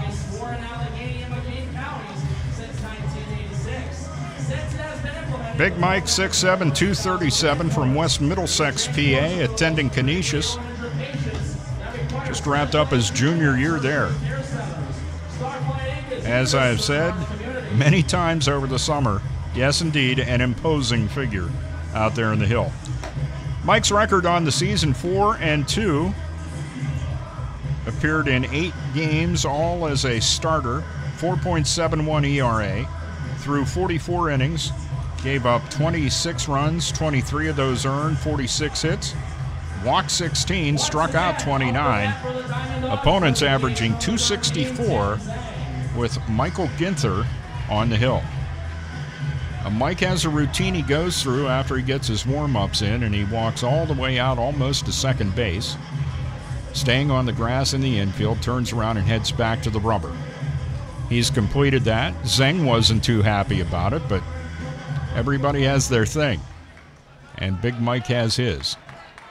Zeng steps in. Monge Rodriguez at third. 1 out. Infield in all the way around. First pitch grounded down the first baseline. Fair. It'll score Monge Rodriguez. Conti has a little trouble picking the ball up and sliding into second base with an RBI double. Tim Zeng. Diamond Dogs 5, Jammers 4. RBI double for Tim Zeng. And it brings up the catcher, Clay Koneski.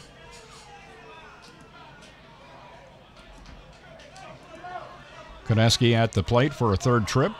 He hit a triple down the right field line, driving in 2 back in the third. That put the Dawgs up on top 3-2 by the time that third inning was over. Michael Ginther's first pitch outside low, ball 1. Koneski called out on strikes for the final out of the first. 1 for 2 tonight. 1 ball, no strikes on him here. Runner at second, Zeng, 1 out. 1-0 pitch.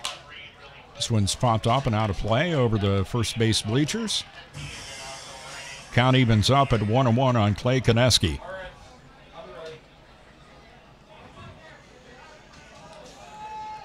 One ball, 1 strike. 1 out. Michael Ginther taking his time, getting the sign from Connor Rule. Has it. Comes set. Throw to second base. They had him picked off, but the throw was to the left field side of Alex O'Donnell. And goes into center field. Valentine backing up, comes in to get it quickly. No chance for Zeng to advance.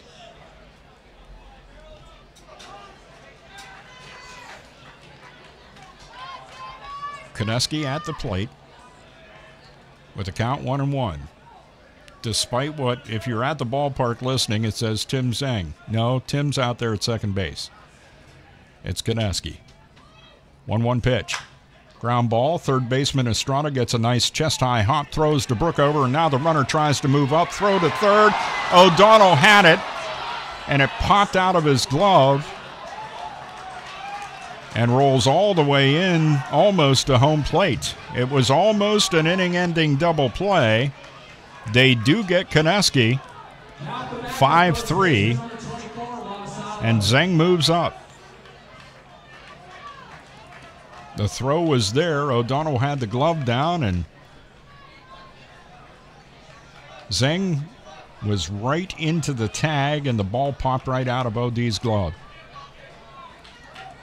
Another run 90 feet away. 2 out. Russ Olive at the plate. Big cut and a miss on the pitch from Ginther, strike 1.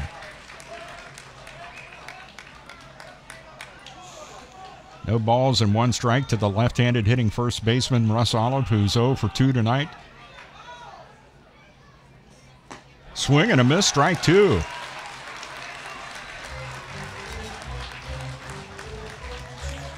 Michael Ginther means business. Getting Konecki to ground out, ahead 0-2 to Russ Olive. Getting the sign from Connor Rule.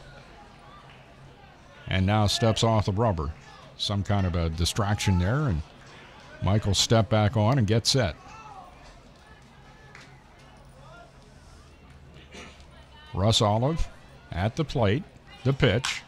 Reaches out and smacks one in the hole between second and third, but over in plenty of time is Nick Bernick to get it and completes the out, throwing to Ben Brookover to retire the side.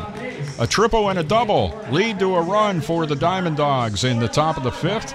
No errors for the Jammers and a runner left at the end of 4.5. It's Diamond Dogs 5, Jammers 4 on the Jammers Baseball Network. This is you over 30 years ago. Are we there yet? Are we there yet? And this is your mom when you drive her back from therapy. Are we there yet? Are we there yet?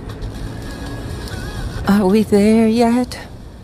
Roles change without us noticing, and in your new role, we help you help. AARP gives you the information to help care for your mom so that you can have patience with her just like she did with you. Visit aarp.org/caregiving or call 1-877-333-5885 to get practical health and wellness tips to provide even better care for your loved one. Are we there yet? Remember, visit aarp.org/caregiving. AARP, we help you help. A public service announcement brought to you by AARP and the Ad Council.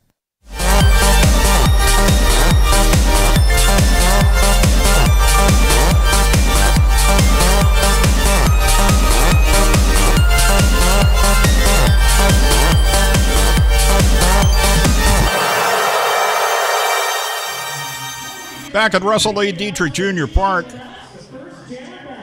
That is a top-notch whisk broom that Dustin Ragsdale has. Cleaned that plate off nice. Wonder if he hires out. There's some places at home that could be dusted. Well, not unlike Bradley Griggs coming out for the Jammers to start the top half of this inning. Joe DeSaro will come out to start things off against the Jammers here in the bottom half of the fifth. Dogs up 5-4. Conley at the plate, the first pitch. Inside low, ball one.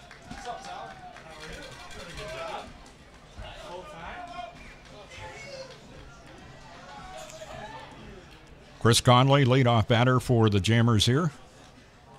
1-0 pitch. Right down the pipe, taken by Chris. And strike one called. 1 ball, 1 strike to the left-handed hitting DH, Chris Conley, who tonight is 0 for 2. Fly ball out to Austin Pollock. Second out of the first inning. And grounded out to the first baseman, Russ Olive, unassisted. Grounds this time to second baseman, Engel. Engel came up a little too early. That ball stayed right down on the skin of the infield. Goes right between the wickets of Joe Engel, and Conley reaches on an error.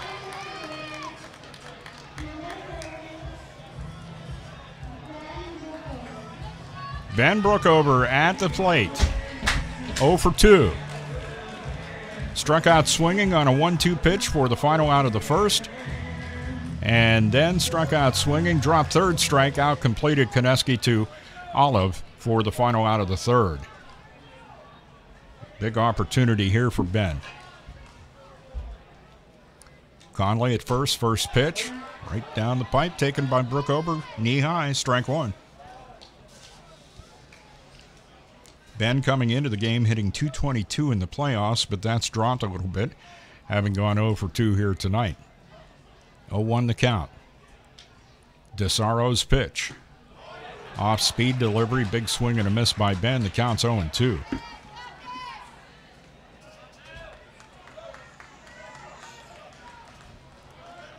No balls, 2 strikes. Nobody out. Runner at first, Chris Conley. 5-4, Diamond Dogs lead.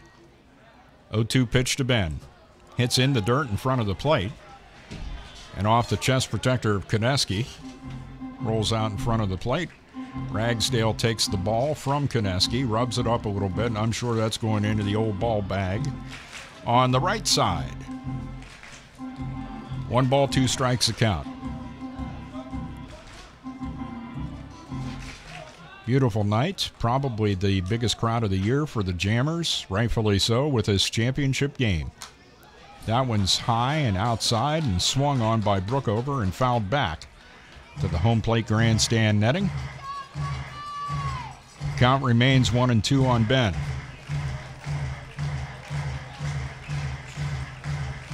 Conley started the inning with a ground ball right at second baseman Joe Engel. Pulled his glove up too early. It stayed right down on the skin of the infield and went into right field. E4. Ground ball up the middle. Shortstop, Monge Rodriguez to Engel for 1 over to first. Brookover beats it.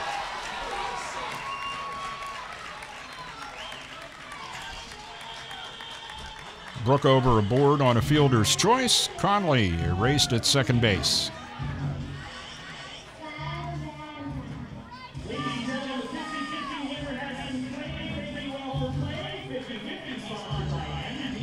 Skylar Valentine will step up.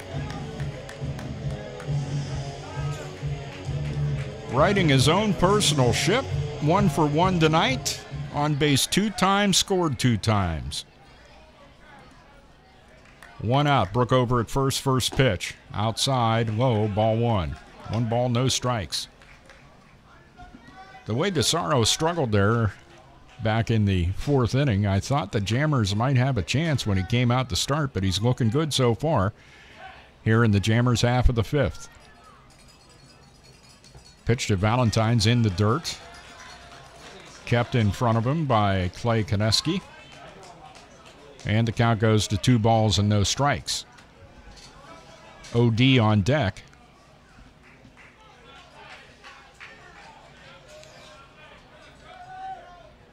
Two balls, no strikes. 1 out, runner at first, Brookover. Jammers trail 5-4.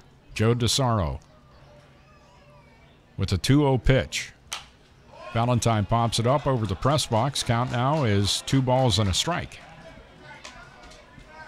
What I mean by Skylar writing his own personal ship.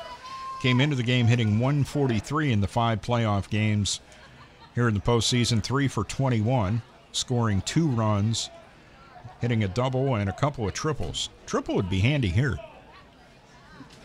2 balls, 1 strike, the pitch. Misses low. Count now 3-1.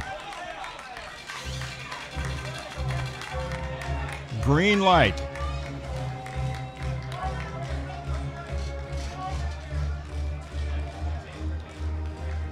Let's see what Skylar does with a 3-1 pitch from Joe DeSaro. Brookover down at line drive, left field, coming in the left fielder, and he makes a diving catch. What a play by Lucas Terwilliger in left to retire Skylar Valentine for the 2nd out here in the bottom of the 5th inning.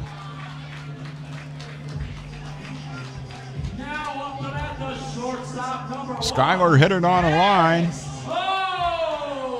but just enough height to give Terwilliger enough time to come in, dive, and make the catch. 2 gone. OD at the plate. OD tonight has been on base 2 times, scored both times. He and Valentine accounting for the runs. High, deep to left center field. Going back is Porter at the warning track, and he'll make the catch in front of the outfield wall to retire OD and the Jammers here in their half of the 5th. No runs, no hits, an error for the Diamond Dogs, and a runner left. The score at the end of 5, Diamond Dogs 5, Jammers 4 on the Jammers Baseball Network. This is Nnamdi Asamoah. I play football for the Philadelphia Eagles, but what I do off the field with United Way might be more important. I'm a volunteer tutor and mentor. Why? Because over 1 million kids a year drop out of school, and that's not okay. It takes 12 years to create a graduate, but it takes about the same time to create a dropout. And the difference between a child becoming one or the other could be me, or it could be you. Studies show that if we get to these kids earlier, their chances are better. And kids who read well by 3rd grade are more likely to graduate. So join me in United Way. Suit up and take the pledge. Become a volunteer reader, tutor, or mentor. Because when a child succeeds, we all succeed. Give, advocate, volunteer, live united. Take the pledge at unitedway.org. Brought to you by United Way, the Ad Council, and the National Football League.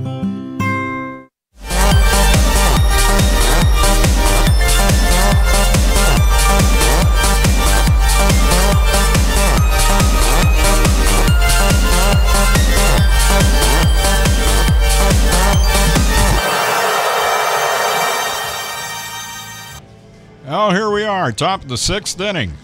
Time is a dwindling. Jamestown Jammers, Mohawk Valley Diamond Dawgs, PGCBL championship on the line right now. Diamond Dawgs have a 1-run lead, 5-4 into the top of the 6th. Michael Ginther, second pitcher of the night for the Jammers. Brad Griggs started the game and went 4 1/3. Mike finished off the 5th, and now out there for the 6th inning. Ben Porter, center fielder, leadoff batter. First pitch to him, bunts at it and goes through, strike 1. Porter on the night is 1 for 2, but that one, the run by which they lead. Solo homer back in the 4th. That pitch misses outside low, and the count's even at 1-1 on Ben Porter. Right-handed hitting center fielder just made a great catch in the outfield, and of course the guy who makes a great play in the outfield is always the guy that leads off. No, it's just coincidence. 1-1 pitch fouled back, hits off the facade of the press box and right back down to the field. The count now 1-2 on Ben Porter.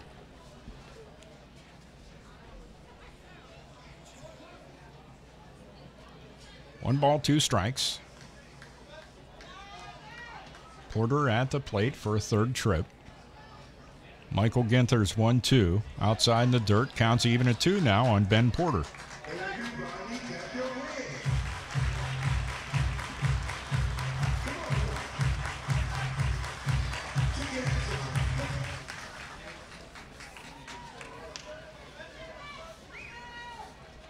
Michael Ginther getting the sign from Connor Rule. Tonight's catcher, 2-2 pitch.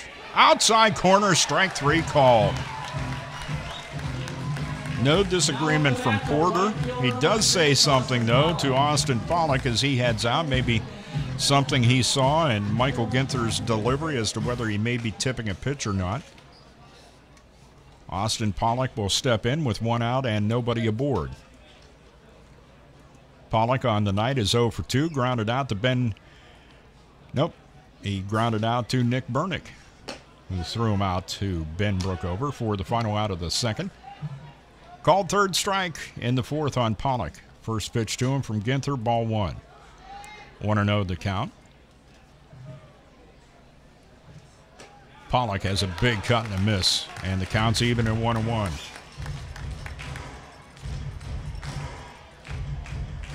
Pollock on the regular season hit .301.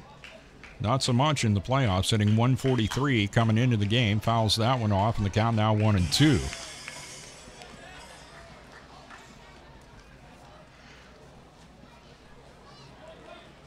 Pollock, the right fielder, 6'1", $195 from Harrison, attending Hofstra.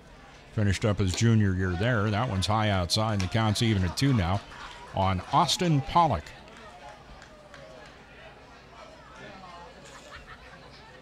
Started the game with a perfectly clear sky and a temperature of 72. Does it get any better than that? 2-2 count. The pitch. Swing and a miss, strike 3. Michael Ginther with the K's here in the top of the 6th inning. Called 3rd strike on Porter. Strikeout swinging on Pollock.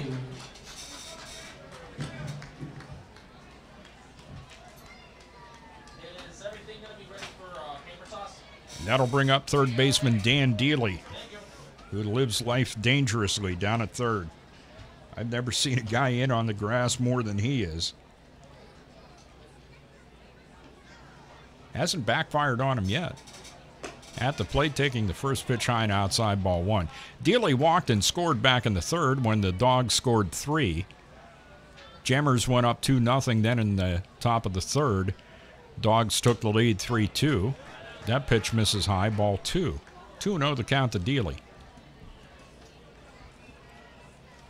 Dawgs added 1 in the fourth on the solo homer, 1 last inning. Jammers with 2 in the second and 2 in the fourth. Outside low, ball 3, and after striking out the first 2, Michael Ginther can't get Dealey to offer it anything, and he's missed on the first 3 pitches to Dealey. 3 balls, no strikes. Nobody aboard, 2 out, top of the 6th, a 5-4 Diamond Dawgs lead. 3-0 pitch, catches outside corner and is called strike 1. 3-1 now.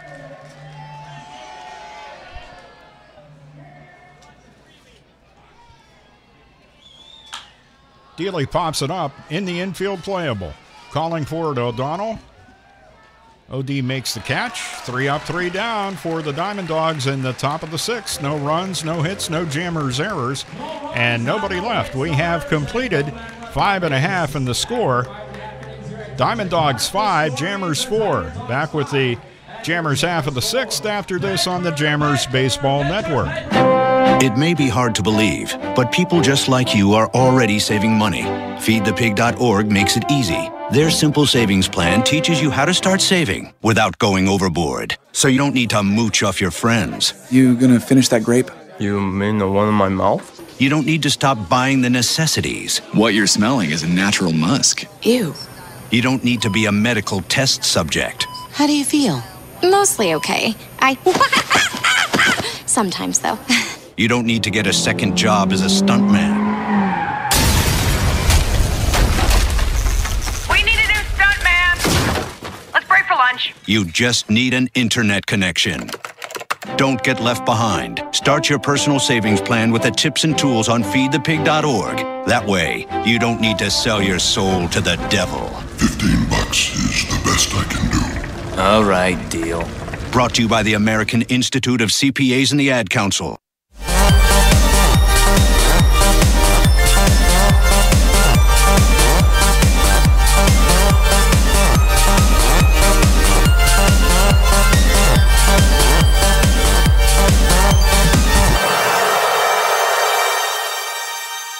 Back at Russell Lee Dietrich Jr. Park tonight on the Jammers Baseball Network, including WWCB Radio in Corey. Also WWCB Stream 2, available on the internet via the TuneIn Radio app. Download that to your mobile device and look up Jamestown Jammers. And also you can listen on your laptop or desktop PC by going to the TuneIn site and searching for Jamestown Jammers. And if you must, there's a YouTube feed that you can go watch. It's apparently a few of your friends based on the numbers we're getting here tonight. Welcome aboard to you folks watching on YouTube. Mentioned earlier in the game, we heard last night there were a number of viewing parties in the Little Falls, New York area. So welcome aboard to you folks too. Jimmy Standahar leads things off for the Jammers in their half of the 6th. And the first pitch is called strike 1. New pitcher on the hill, Levi Abramson. 0-1 pitch to Jimmy. Fouls it right off the plate. Counts 0-2. Abramson and Standahar battled earlier in this series, and Jimmy was the winner that time around. The 0-2 pitch on its way to him. Line drive, left center field, and Jimmy wins again. Leadoff single, Jimmy Standahar.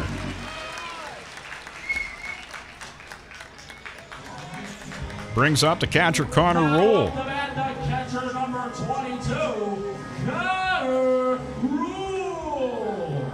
Connor Rule at the plate. Standahar at first, nobody out. Jammers down by a run. See how Anthony Barone decides to play this. Connor Rule 1 for 2 tonight. He's been on base 2 times, though. Reached on a fielder's choice back in the second. RBI single for him in the fourth. Made it to second base and no further. We could not get him in. Standahar with a big lead off at first. Snap throw down, and Russ Olive pretty far away from the bag there at first. No chance to get Standohar. He dove back in safely. 1 ball, no strikes to Connor Rule. The young man from Hays, Kansas, K-State product, playing for the Jammers this summer. 1-0 pitch. Bunted down the third base line in the air, and a diving attempt to catch it by Dan Dealey. He can't do it, and the count is even at 1-1. Connor on the season hit .233, and he now has 1 hit and 8 at-bats here in the postseason. Coming in, he had scored a run and walked a couple of times, struck out 3 times in the postseason. 1 ball, 1 strike. That pitch is high, ball 2. Count 2-1. Levi Abramson. 6 foot, $175 from Mountain Home, attending Treasure Valley Community College. 2 balls, 1 strike. Standohar with a standard lead off of first. Pitch to Rule down the right field line. Drifting into foul territory is Pollock, and he'll make the catch. First out in the bottom of the 6th inning. Pop up into foul territory off the bat of Connor Rule, 1 gone. And it brings up second baseman Nick Burnick. It's going to be a pinch hitter for Nick, as Chris Steffel steps to the plate.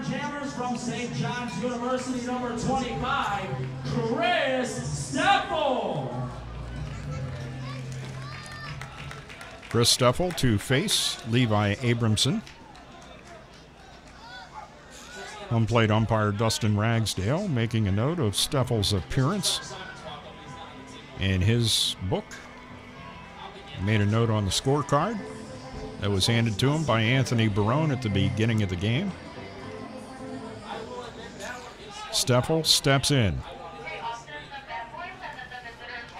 Standohar at first and 1 out. Steffel pops it up, out of play. Strike 1. Chris Steffel, left-handed hitter. Righty on the hill, Levi Abramson. No balls and 1 strike to count. 1 out, Standohar at first. Jammers trail by a run, 5-4. Chris rips that one foul toward the press box, and the count is 0-2 quickly. One of the memories I'll take away from this season is Chris Steffel coming to the plate at Adirondack, and the first hit of his season was an absolute rocket. 0-2 swing and a miss, strike 3. Levi Abramson with a high outside heat strikes him out, 2 gone.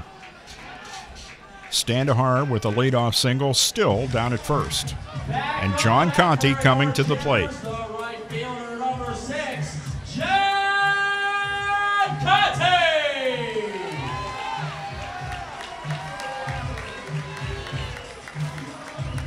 Conti at the plate for a 3rd trip, 1 for 3 tonight. Strikeout swinging back in the first. Pop out to the right fielder Pollock in the 2nd. And he singled in the 4th. First pitch from Abramson, strike 1. No balls and a strike to the left-handed hitting right fielder of the Jammers, John Conti. Leading hitter in the postseason for the team. 0-1 the count and the pitch. Way inside in the dirt, squirts away from catcher Koneski, but not that far. No chance for Standohar to advance on that. Count evens at 1-1.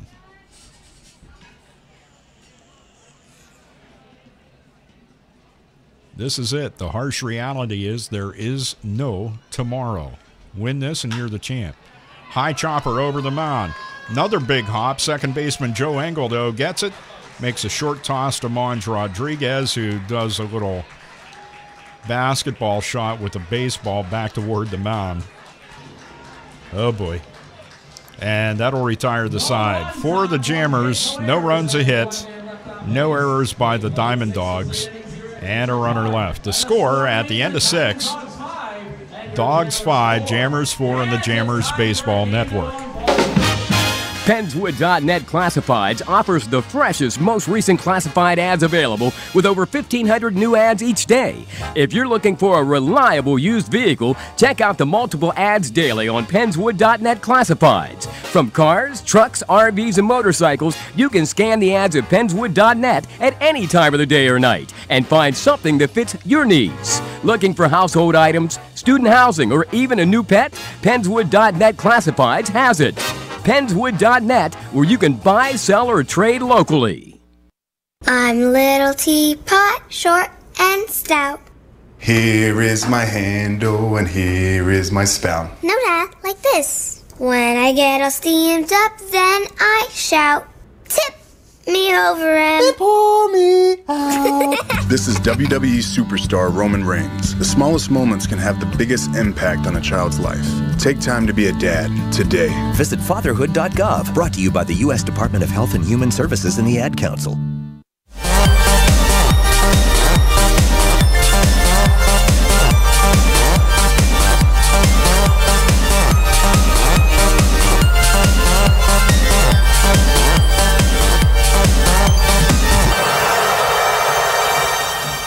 Back for the top of the seventh, Lucas Terwilliger, Joe Engel, and Alexis Monge Rodriguez coming to the plate to face Michael Ginther in the first pitch to Terwilliger's outside high ball one. I love that a player has fun during a game, but the showy stuff, like Monge Rodriguez just did after recording that out, I just don't get into that. In a league of this nature, I just don't see you acting that way. It just doesn't fit. 1-1 the count on Terwilliger, who's 1 for 2 tonight. Grounds it up the middle, takes a high chop off the mound and into center field. O'Donnell tried to get in and he couldn't. Terwilliger now 2 for 3 in the night. And it brings up second baseman Joe Engel. Engel 1 for 2 to this point. Singleton scored back in the third when the Dawgs scored 3. They lead at 5-4. We're in the top of the seventh. Terwilliger at first and nobody out. Well in on the grass at third is Estrada squaring to bunt. And bunting through it is Engel for strike one. No balls and a strike. Brad Griggs started the game, went 4 in the third. It has been all Michael Ginther since. 0-1 pitch. Squaring to bunt, pulling back and watching that one go outside is Engel, and the count is even at 1-1. 1 ball, 1 strike. 5-4, Dawgs lead. 5-7-1 for Mohawk Valley, 4-6-0 for the Jammers. He bunted through it. Engel bunted through ball 2. Instead, it's now 1-2. And it kind of takes that bunt situation away. And Estrada will peel back. Play a standard third base position. Pretty well off the line, though. 1-2 pitch. Way outside, ball 2. Counts even at 2 on Joe Engel.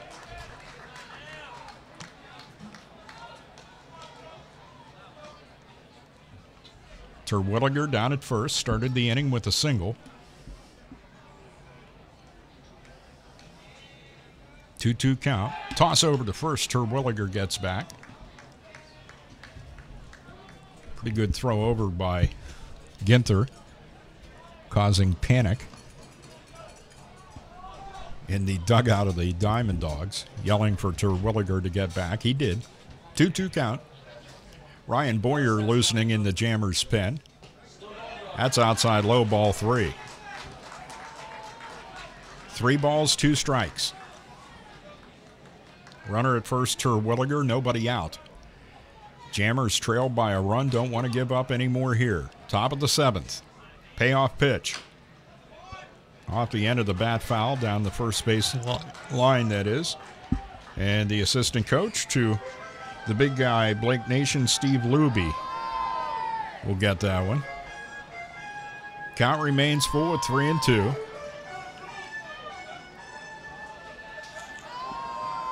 Engel steps back in. Ginther had the sign for a while. Now comes to the plate. Swing and a miss, strike 3. 1 out. Back up the bat for the Diamond Dawgs, the shortstop number 3, Alexis Rodriguez. So it'll be Alexis Rodriguez at the plate for the Diamond Dawgs. Connor Rule pops out from behind the plate and meets Michael Ginther halfway. And they'll continue to chat as Mike walks back toward the rubber. They stop, continue to talk. Hey, no one covered their mouth. I guess the lip reader for the Diamond Dawgs went home. Rodriguez at the plate for a 4th time. Tripled and scored the go-ahead run back in the 5th. He's 1 for 3. Has a runner at first in Terwilliger. Ginther's first pitch. Outside corner, strike 1 called. No balls and 1 strike to the right-handed hitting shortstop.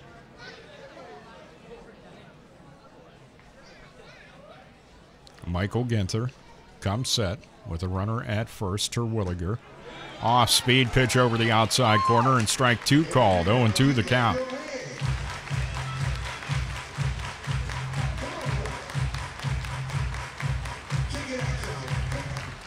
No balls, 2 strikes. 1 out, 1 on. Michael Ginther trying to get Rodriguez. 0-2 pitch. Tried to check his swing. The ump says he went around, and with a runner down at first, Rule doesn't have to do anything. Karma. Rodriguez. Karma. Now for bat, the DH number 13, Tim Zhang. 2 out. Both via the strikeout for Ginther. And now DH Tim Zhang steps up. Zhang played in left last night. DHing tonight and loving every minute of it. Fouls off the first pitch off the end of the bat down the third base line, strike 1. Zhang tonight is 1 for 2, but he has 2 RBIs, hit a sac fly driving in a run back in the 3rd. Doubled, picked up an RBI in the 5th. Also struck out swinging back in the 1st. Second pitch of this at-bat to Zhang from Michael Ginther is outside, and the count's even at 1-1.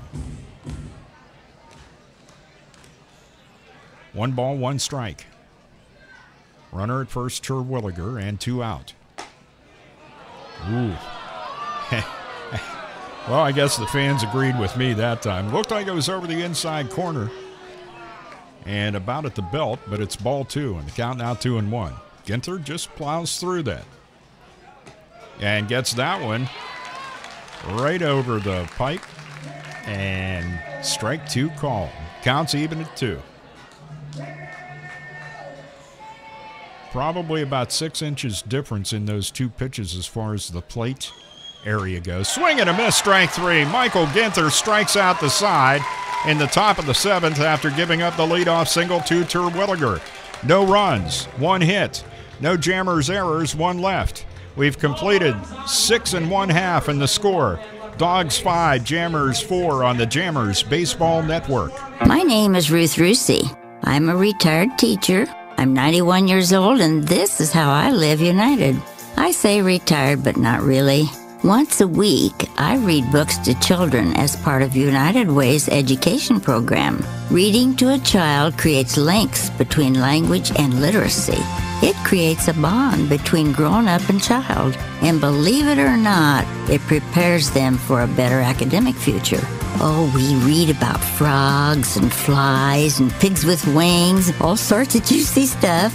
It's a joy to watch all those little faces. I figure I have the time and they have the need. And I've always believed that if we're not here to help each other, then what are we here for really? My name is Ruth Rusey.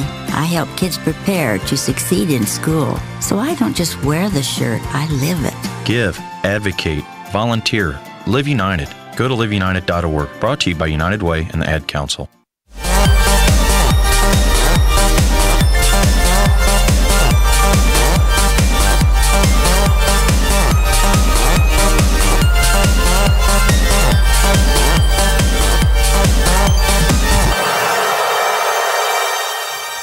Back at Russell A. Dietrich Jr. Park in Jamestown, New York, we'll pause 10 seconds for station identification. You are listening to the Jamestown Jammers Baseball Network.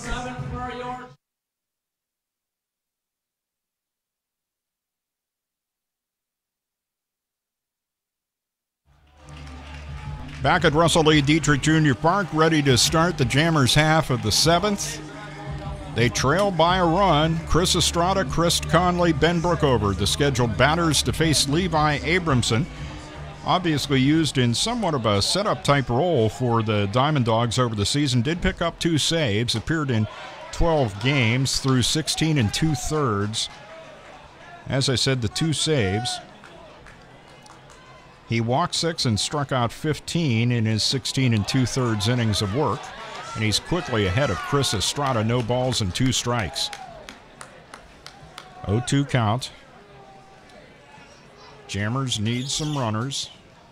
The 0-2 pitch. Estrada loops one the opposite way into right field. Base hit. Running hard. He's going to go. No. He's held up. Hayden Carter screaming at him to stay put at first base. He made a really hard turn at first, but he ended up pulling back. And he's down there, leadoff man on, after falling behind 0-2. And Chris Conley will step up. Before he does, Anthony Barone's going to talk to him for an extended period, about halfway down the third base line. Conley on the night is 0 for 3. Fly ball out to Pollock, second out of the first inning. Grounded out to Olive for the second out of the third. Reached on an error to second baseman Engel, the only error for either team in tonight's game.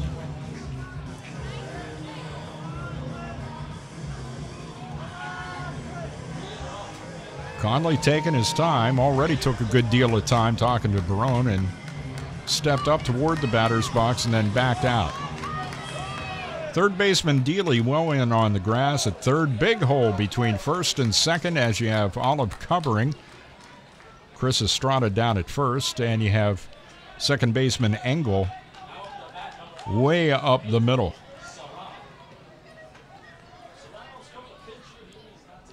First pitch, Conley squares to bunt and bunts it foul right behind home plate. Strike 1. No balls and a strike. Anthony Barone thinking the gig may be up. Thought he might surprise the Diamond Dogs, but Dealey's never anywhere in the... I don't know to move Estrada up. Now off the bat, the first baseman, number 30, Ben Brookover!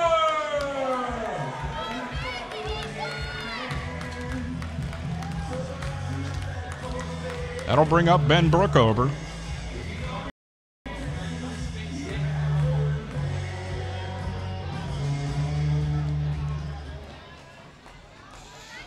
Runner at second is Estrada with 1 out. First pitch to Ben. High chopper fielded by Abramson. Throws to first. Pulls the first baseman Olive off the bag, but he quickly gets back and touches up. Could have almost had a play at second as Estrada was starting to go.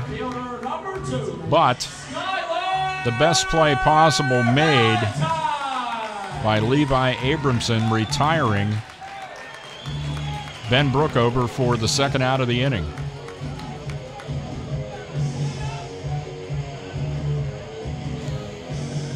Skylar Valentine, guy you'd like to have up in this situation the way he's hitting tonight.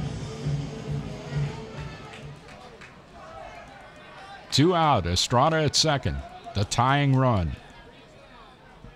5-4, Dawgs lead. First pitch way outside from Abramson. Ball 1 to Valentine.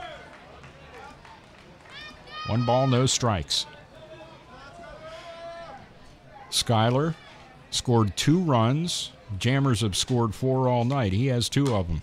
Has a big cut and just foul tips it over toward the Jammers dugout. Count evens up at 1-1.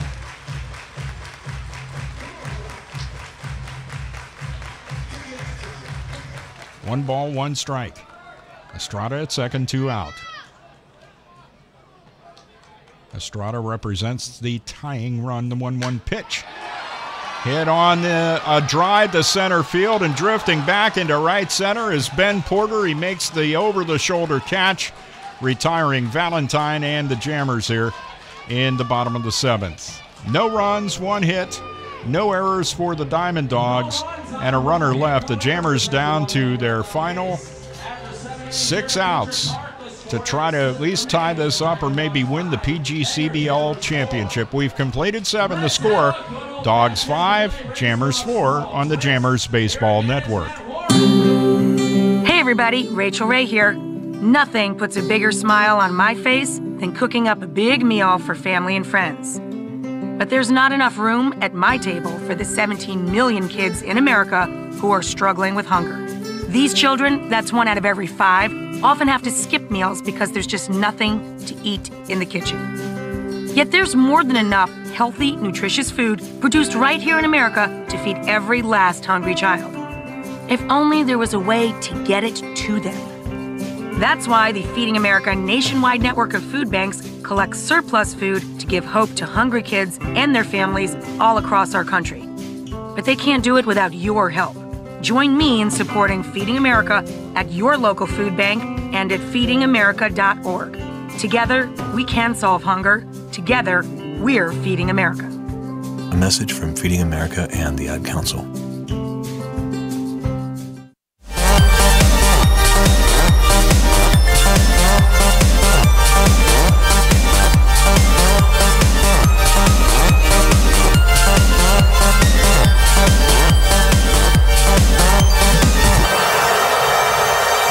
Back at Russell Lee Dietrich Jr. Park in Jamestown for the top of the 8th inning.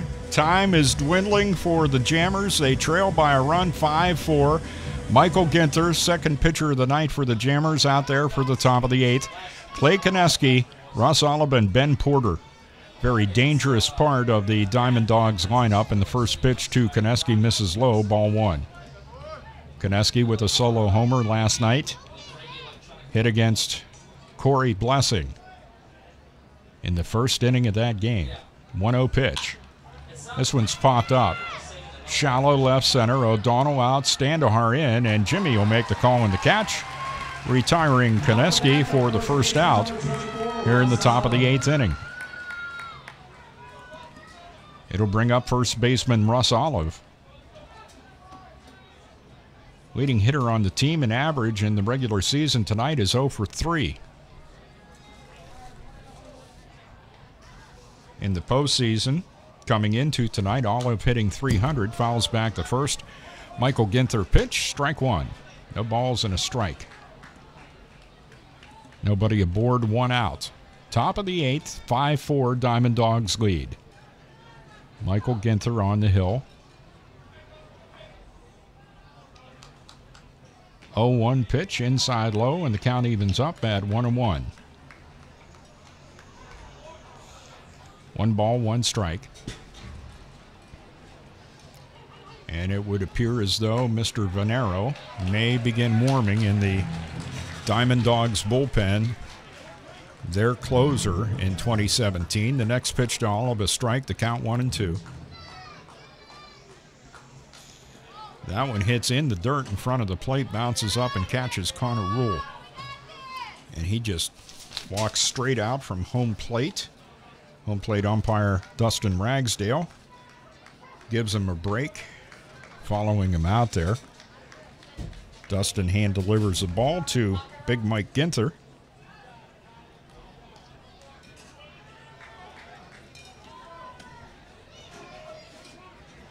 Not that there should be anybody up warming at this point, but there isn't anybody up warming for the Jammers at this point. Pitch misses outside low, and the count is now even on Olive at 2-2.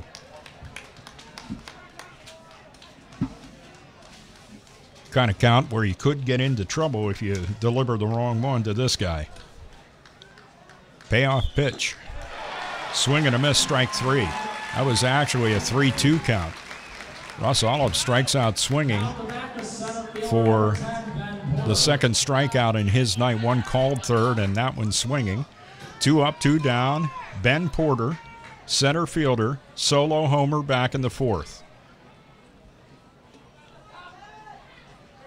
That tied, actually put them up 4-2. Jammers tied it in the bottom of the 4th inning. And then the Dawgs took the lead in the top of the 5th. First pitch from Ginther is low, ball 1. Porter, a right-handed hitter. Lefty on the hill, Michael Ginther.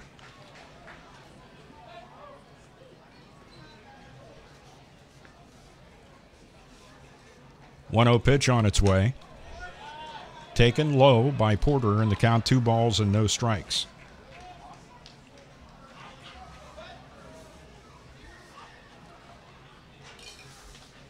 Two-0 count, 2 out, nobody aboard. 2-0 pitch. Did he check his swing? No, he didn't. He went around. Strike 1. A count 2-1.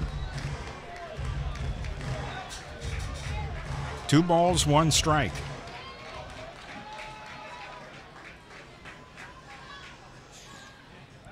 Two 2-1 pitch over the outside corner, strike 2 call. Count even at 2.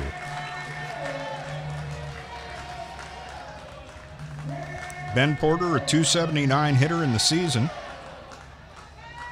had no home runs. Gets a home run here in the playoffs.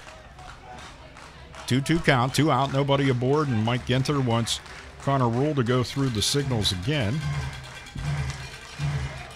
That causes Porter to step out, readjust everything, and now back in, ready to face Ginther. Break-even pitch. Fouled off the instep. Ouch. That one has to hurt, and I don't think Porter wears any protective gear there. No, he doesn't.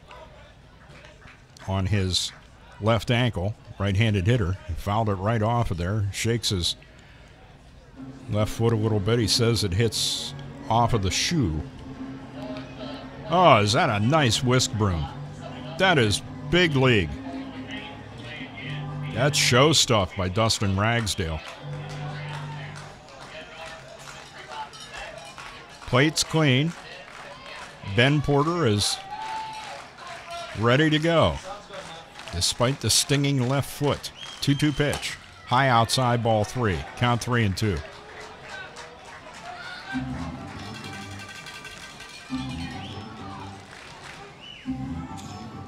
Three balls, 2 strikes. 2 out, nobody aboard. Top of the 8th inning, 5-4, Diamond Dogs lead.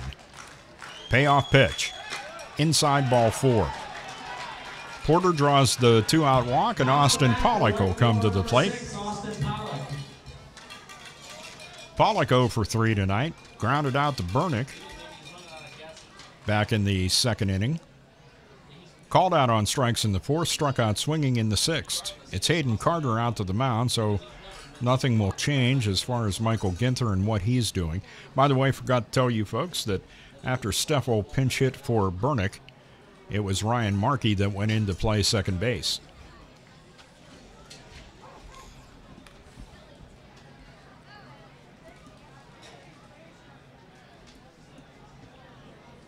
Meeting on the hill between Hayden Carter, Connor Rule, and Michael Ginther over. An additional meeting between Porter, Nation, and Pollock has taken place. Ben Porter came down. He was involved in that as well. 2 out. Porter at first. Toss over to first, and Porter really didn't have that big of a lead.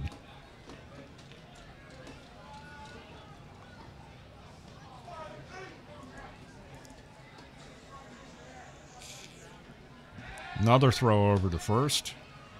Porter not far off the base at all, so Michael Ginther with 2 tosses over there. That's a pretty good lead there for Porter. Does that little shiver move like he was going to take off for second. No throw by Ginther as he noticed Porter going back to the bag at first. Porter walked with 2 out here in the top of the 8th. He's down at first at the plate. Pollock, first pitch he sees is outside, ball 1. 1 ball, no strikes. 5 runs, 7 hits, an error for the Dawgs. 4 runs, 7 hits, and no errors for the Jammers. 1-0 pitch. Swing and a miss, and the count evens up at 1-1. Michael Ginther trying to get the final out here in the top of the 8th inning and keep this a 1-run game. Jammers with 6 outs to get 1 run in. The pitch. Inside in the dirt. Nice play by Connor Roll. Short hopping that one. Count goes to 2-1. 2 balls, 1 strike.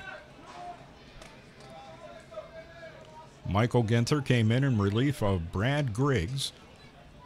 Griggs went 4 1/3. Swing and a miss. Strike 2. Count evens up at 2. Ginther so far, 3 1/3. 58 pitches for Big Mike. 2 balls, 2 strikes here. Trying to get Pollock at the plate to end this top of the 8th inning. Instead, he'll make a toss over to first and send Porter back again.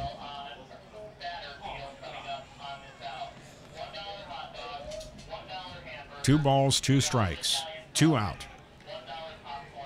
Michael Ginther steps off the rubber, and Pollock steps out of the batter's box.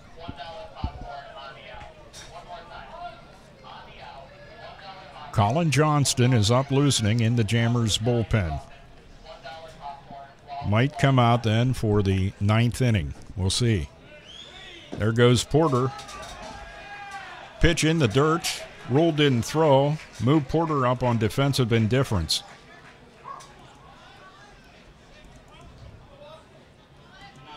Porter at second, and a full count now on Pollock. Third baseman Dan Dealey on deck.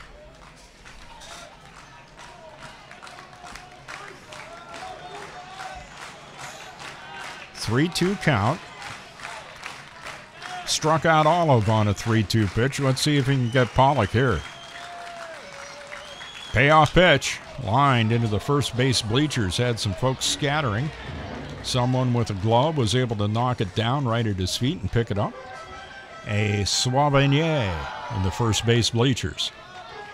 Count still full at 3-2.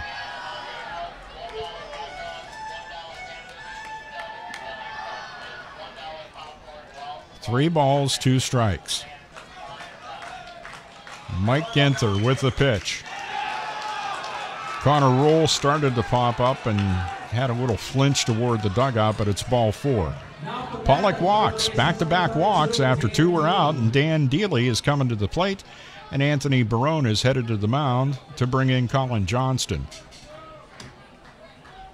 Johnston silenced the bats of the Diamond Dogs last night, and he'll have to do it again here tonight. With 2 on and 2 out here in the top of the 8th. So Mike Ginther comes in relief of Griggs, goes 3 1/3, 14 batters, no runs, 2 hits. Walked a couple, struck out 6. 62 pitches for Big Mike, 36 strikes and 26 balls.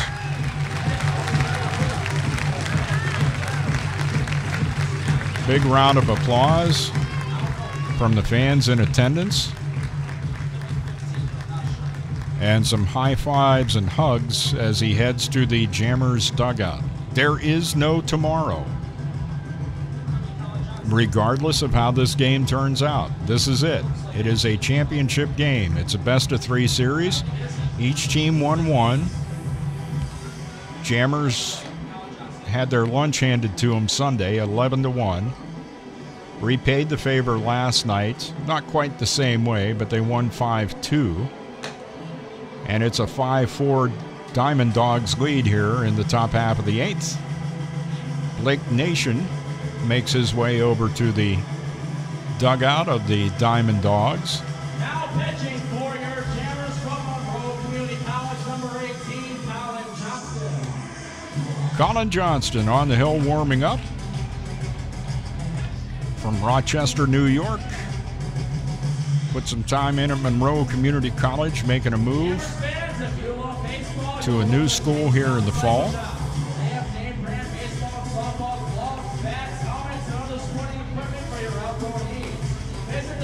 guy that kind of became known as our closer.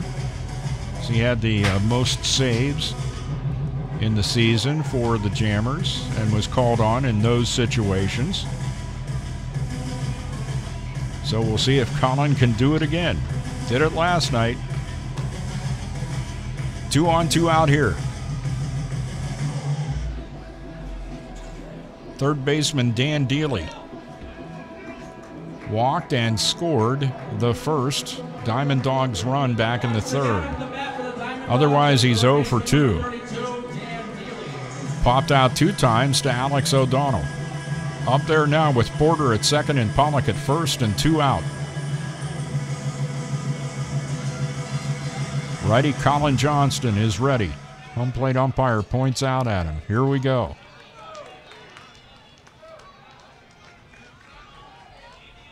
First pitch. Misses outside low, ball 1. Dan Dealey, attending Sacramento State from Sonoma, California. Wrapped up his junior campaign there this spring at Sacramento State. 1-0 pitch. High. Ball 2. Counts 2-0.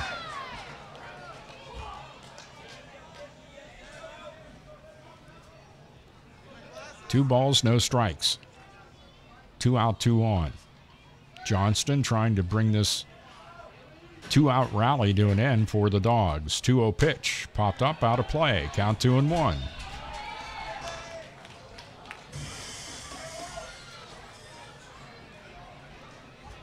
Two balls, 1 strike. Colin Johnston for the Jammers had 5 saves this year. Other players, or pitchers that is, with saves included Isaac Meza, Corey Blessing, and Brad Griggs. Grounded foul down the third base line behind Blake Nation. I mean, right behind him. Evens the count up at 2-2.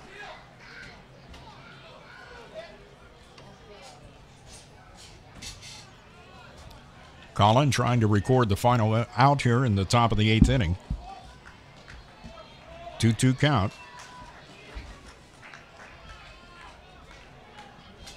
And the break-even pitch. Line drive, left field, extra bases, gets down. Jimmy Standahar chases it out toward the wall.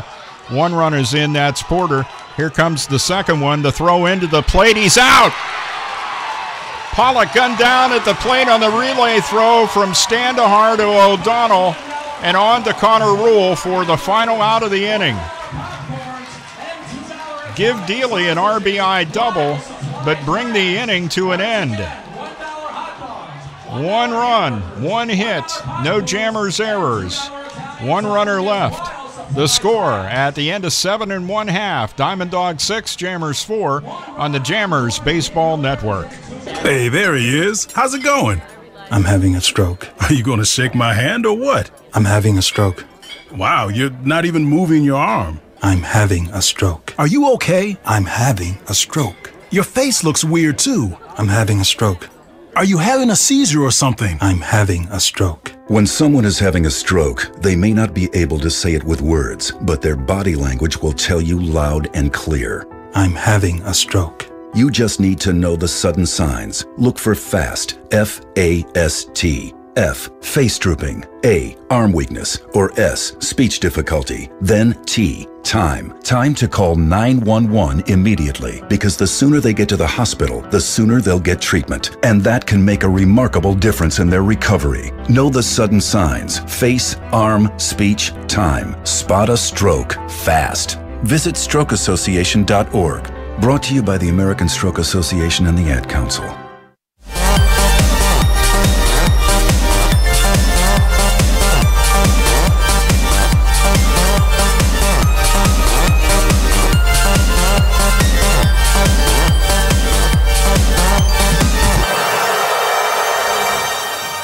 Welcome back to Russell Lee Dietrich Jr. Park. Mohawk Valley Diamond Dogs and the Jamestown Jammers, a 6-4 Diamond Dogs lead as we head to the bottom of the 8th inning. Levi Abramson continues on for his perhaps 3rd inning of work. He's completed 2, faced 8 batters, no runs, 2 hits, 1 strikeout, 22 pitches. 18 strikes, only 4 balls. Alex O'Donnell at the plate, the leadoff batter here in the bottom of the 8th. Then the first pitch from Abramson is high, ball 1.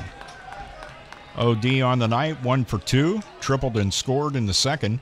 Walked and scored in the 4th. Fly ball out deep to left center field for the final out of the 5th. 1-0 the count here. Everybody gets quiet all of a sudden for no reason. And the 1-0 pitch, high outside. Nope, on the outside corner. Count evens at 1-1. 1 ball, 1 strike. Righty Levi Abramson with the pitch.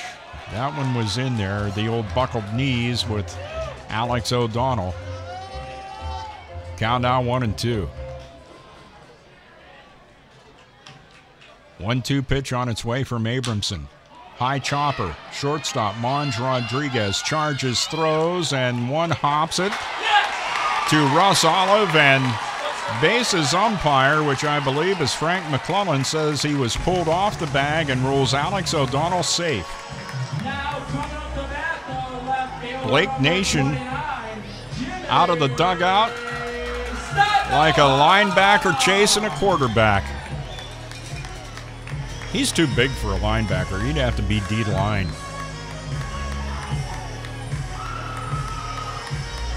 All right, defensive end going after a quarterback. How about that?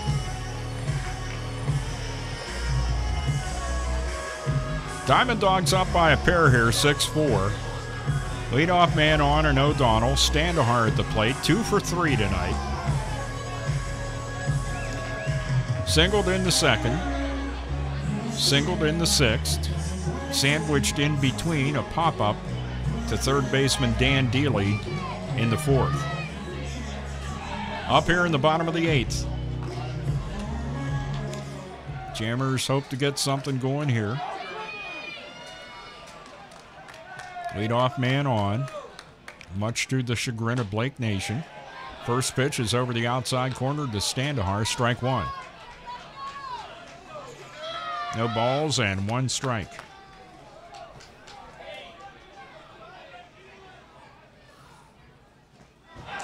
Jimmy chases a horrible pitch. Outside in the dirt, strike 2.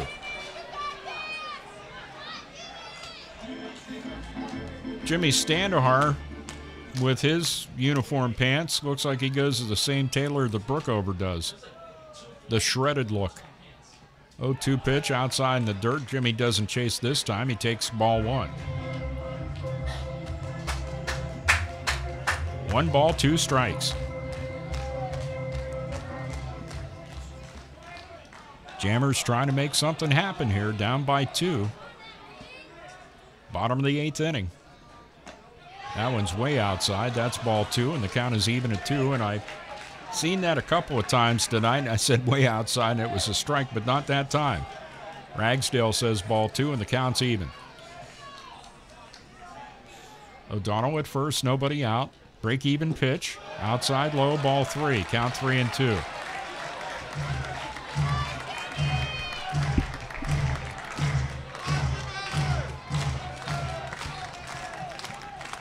Matt Cross is out there catching, I would think, Nolan Hunt. I can't see him. Jimmy pops it up, and it's playable. Olive over near the dugout, reaches in, can't get it. It falls into the dugout, and Russ Olive falls on his bum, bumping into the protective railing there at the dugout. Jimmy lives to take another swing.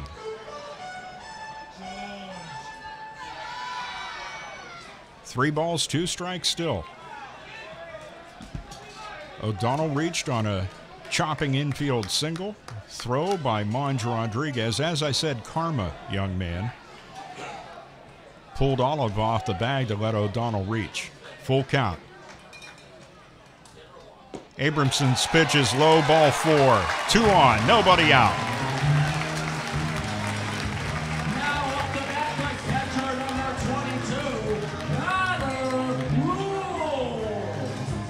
Connor Rule at the plate. This is Connor's 4th plate appearance. He's 1 for 3. RBI single.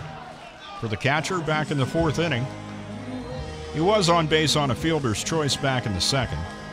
And he hit one down the right field line. You may have been at the game when Connor Rule hit one down that right field line fair to win a game for the Jammers earlier in the regular season. And there's a meeting on the mound between Dealey, Abramson, and Koneski. Home plate umpire Dustin Ragsdale breaks that up and comes back to the plate. While that was going on, Connor Rule had a chat with Anthony Barone. And Blake Nation out of the dugout of the Mohawk Valley Diamond Dogs.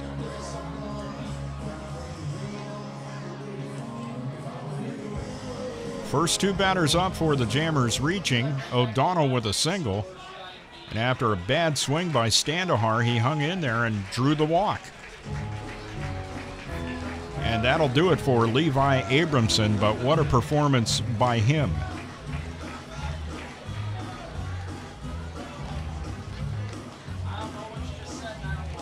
We'll see who comes in from the bullpen.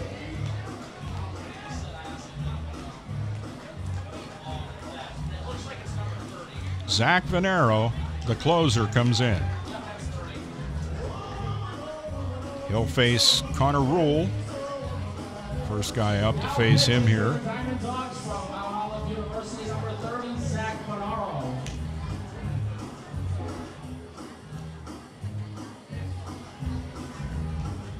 So Venero comes into the game with 2 on and nobody out. Not a good thing to inherit, but Venero has been out there in tough situations throughout the season for the Diamond Dogs. Venero 1-1 with a 3.48 ERA, appearing in 17 games, picked up 8 saves. Nobody else on the team even close. 20 2/3, 8 runs, all earned, 20 hits, 3 walks, 28 strikeouts. He faced 86 batters and they averaged 260 when Venero was on the hill. So he throws his warm-up tosses.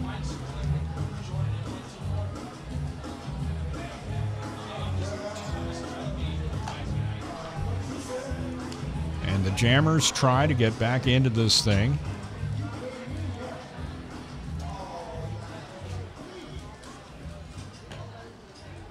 Good situation. I'll tell you what, talk about your imposing figure out there on the hill.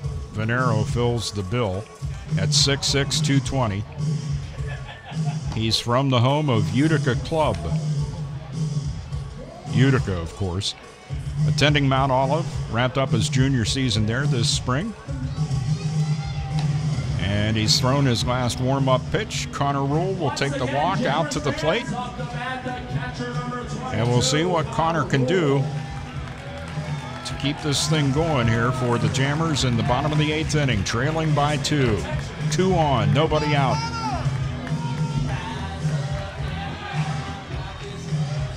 Fans are into it.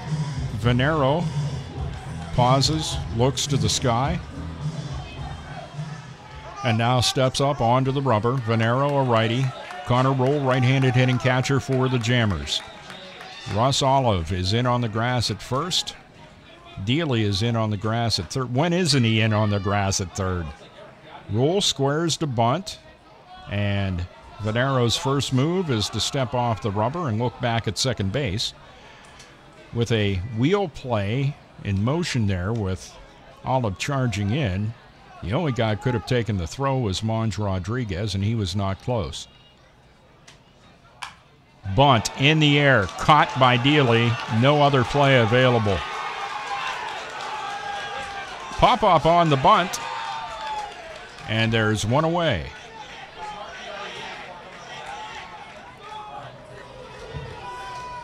Now up to bat, the second baseman from St. John. And probably now you know why Dealey's always in on the grass.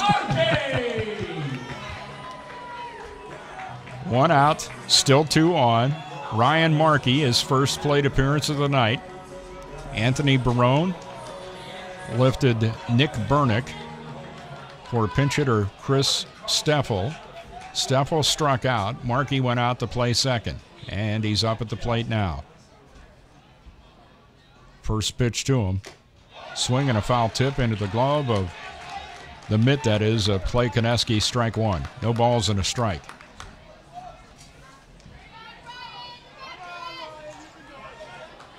Two on, one out.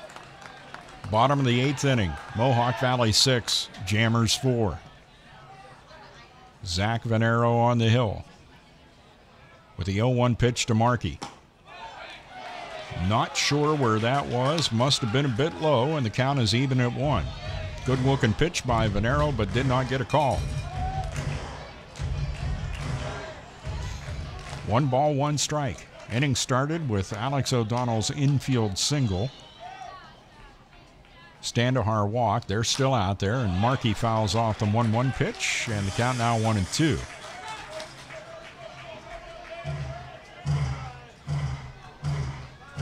One ball, 2 strikes. Things will roll around to the top of the order and John Conti, as long as Ryan Markey does not ground into an inning-ending double play. 1-2 count. Zach Venero ready with a 1-2 pitch to Markey. Line drive. Caught by Monge. Rodriguez throws to second and doubles O'Donnell. That'll do it for the Jammers in their half of the 8th inning. No runs, 1 hit, no errors for the Diamond Dogs, and 1 runner left on base. The score at the end of 8, Diamond Dogs 6, Jammers 4 on the Jammers Baseball Network. Penswood.net Classifieds offers the freshest, most recent classified ads available with over 1,500 new ads each day. If you're looking for a reliable used vehicle, check out the multiple ads daily on Penswood.net Classifieds. From cars, trucks, RVs, and motorcycles, you can scan the ads at Penswood.net at any time of the day or night and find something that fits your needs. Looking for household items, student housing, or even a new pet? Penswood.net Classifieds has it. Penswood.net, where you can buy, sell, or trade locally. Chances are there'll never be an emergency ever again. But just in case, let's talk about a plan. Okay. Who is going to grab the go bag? What's a go bag? It is a bag we do not have that is filled with things we really, really need in an emergency. Guess we won't have to worry about it then. Well, this is great. I am so glad that we don't have a plan. I know. Winging it is not an emergency plan. Make sure your kids know what to do during an emergency, who to call, where to meet, what to pack. Visit ready.gov/kids for tips and information. Brought to you by FEMA and the Ad Council.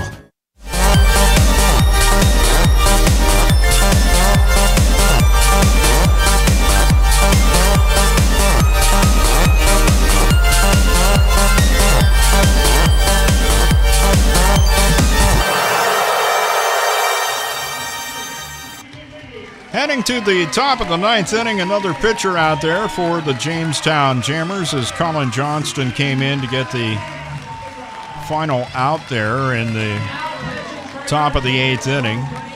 Did yield an RBI single. So Johnson, with the batter faced, gave up a hit, walked nobody, struck out nobody, 5 pitches, 3 strikes, 2 balls. And his night is done. Enter into the game Nolan Hunt. Jammers really pushing it here, trailing by 2. Headed to the 9th inning. First pitch by Hunt. Outside corner, strike 1 called. Nolan has excelled in these positions throughout the course of the year, and Terwilliger is down 0-1. 0-1 pitch. Just low that time, and the count evens up at 1-1. Nolan Hunt for the Jammers in 2017, that is, 4-1 with a 2.54 ERA. That pitch over the outside corner, strike 2 called. He appeared in 17 games, 28 innings, 9 runs, 8 of them earned, 24 hits, 9 walks, 28 strikeouts of 117 batters faced. Ahead of Terwilliger here, 1-2.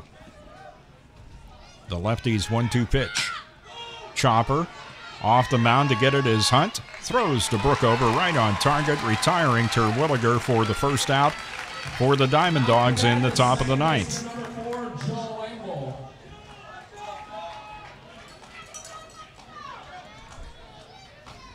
One out, and it brings up second baseman Joe Engel.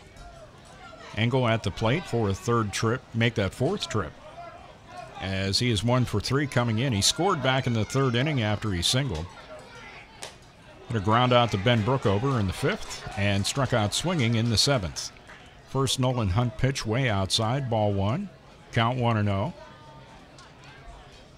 Hunt's 1-0. Catches that outside corner, and the count evens up at 1-1. 1 ball, 1 strike. 1 out, nobody aboard the pitch. That one's high and outside, and the count now 2-1 to Joe Engel. My mistake. I should have waited. Ragsdale called it strike 2. The count 1-2. And the 1-2 pitch. Reaching out to go after the slow pitch and rolling one toward the shortstop is Engel. In the hole, O'Donnell is able to come up with it, but since it took its time getting out there, and Engel is pretty speedy down the line, he reaches with an infield single. 1 out, runner at first, Monge Rodriguez at the plate. Scored the go-ahead run back in the fifth when the Jammers had tied it at 4 when he tripled and scored. Up here now with Engel down at first and 1 out. The pitch. In the dirt at the feet of Monge Rodriguez all the way to the home plate grandstand, and getting back to it is Connor Rule. Wild pitch from Nolan Hunt allows Joe Engel to get up to second base. And it's ball 1 to Alexis Monge Rodriguez.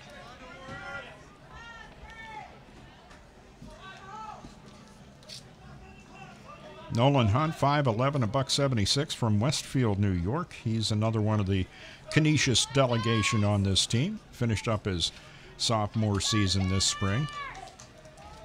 1-0 the count here to Monge Rodriguez. The 1-0 pitch. Outside corner. Count evens. 1-1.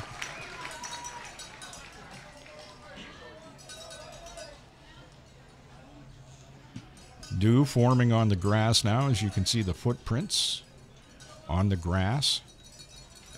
1-1 pitch. Ephus pitch from Nolan Hunt. And it's ball 2. Count 2-1.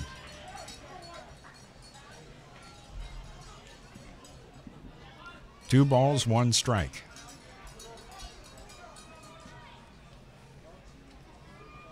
Nolan Hunt with good numbers on the season, trying to shut down the Diamond Dogs here and keep it a 2-run game. 2-1 pitch and off-speed delivery, and Monge Rodriguez was so far out in front of that he was about out on 86, headed eastbound. 2 balls, 2 strikes. 1 out, runner at second. Joe Engel. Engel singled with a slow roller in the hole between short and third. Moved up on a wild pitch. 2-2. High chopper toward O'Donnell. Bill High Hop throws to first, and Ben Brookover can't scoop it out. And now on that play, as it rolls away from Ben, Engel will move up to third. Good base running by Joe Engel.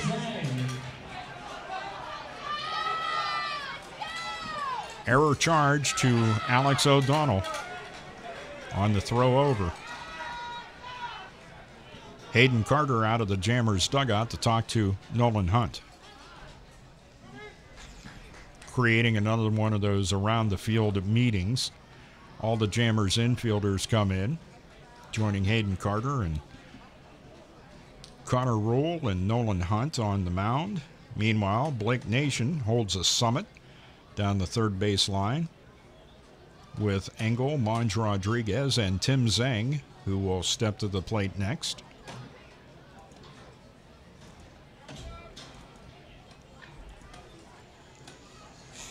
Zhang on the night is 1 for 3.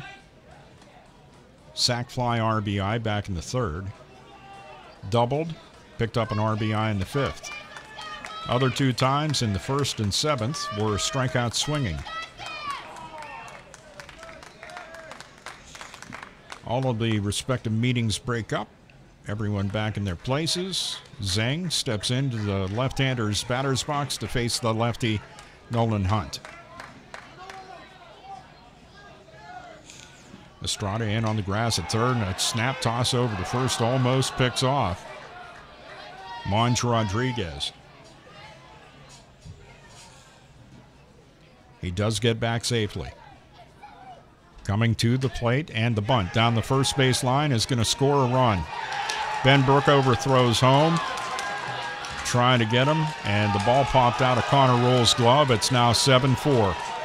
Moving to third, Monge Rodriguez. And a successful bunt by Tim Zhang, who will reach on a fielder's choice, and some more showy stuff by Zhang, doing the Hulk Hogan hold your hand to your ear thing to hear the cheers.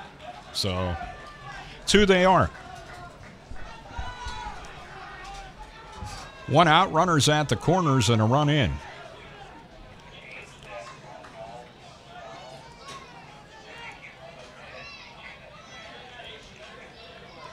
Everything kind of grinds to a halt here.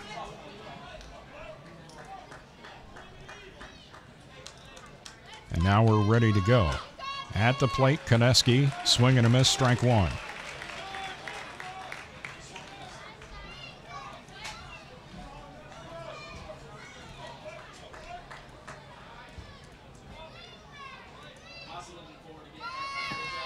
Checks his swing, no. Home plate umpire says he went around, strike 2.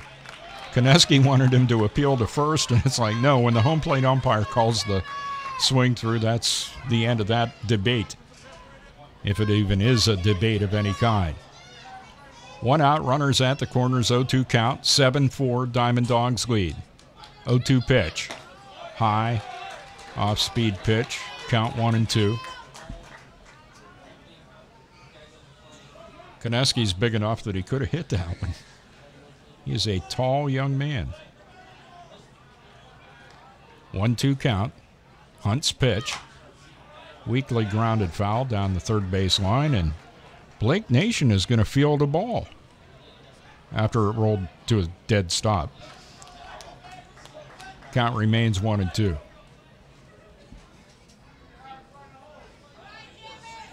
One ball, 2 strikes. 1 out. Jammers now down by 3. The 1-2 pitch. Konecki takes it over the inside corner. Strike 3 called. 2 gone, and Russ Olive steps up. This is one you kind of hold your breath on, knowing the offensive abilities of Russ Olive. He's 0 for 4 tonight. And as it has been said, he would be overdue. First pitch by Hunt, he can't hit that one. It's way outside in the right-hander's batter's box to the left-handed hitting first baseman Russ Olive, ball 1. 1 ball, no strikes. Nolan Hunt, the 4th pitcher of the night for the Jammers. That looked like a good shot at the outside corner, but he did not get the call, and the count 2-0. It's okay.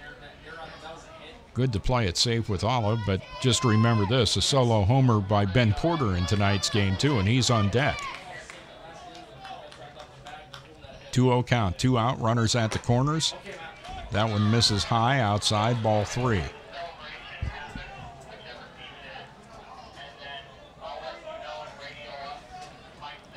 Three balls, no strikes. Pitch by Hunt. Right down the pipe, taken by Russ Olive. Strike 1, count 3-1. Russ Olive headed back to UMass Lowell. I'm sure his coach will be impressed with his performance in this league. Lofts one into center field. Another run comes in.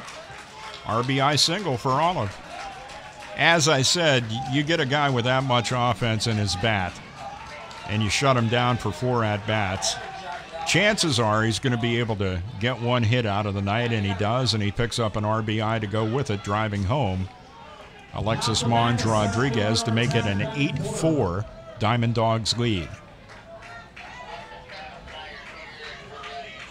Jammers were trailing by 2, now trailing by 4. and only 3 outs to make up those 4 runs. And the inning here in the top of the 9th, not over yet. Ben Porter at the plate. Porter's scored 2 runs himself tonight. 1 on a solo homer, walked and scored 1 inning ago. First pitch to him, misses outside, ball 1. 1 ball, no strikes.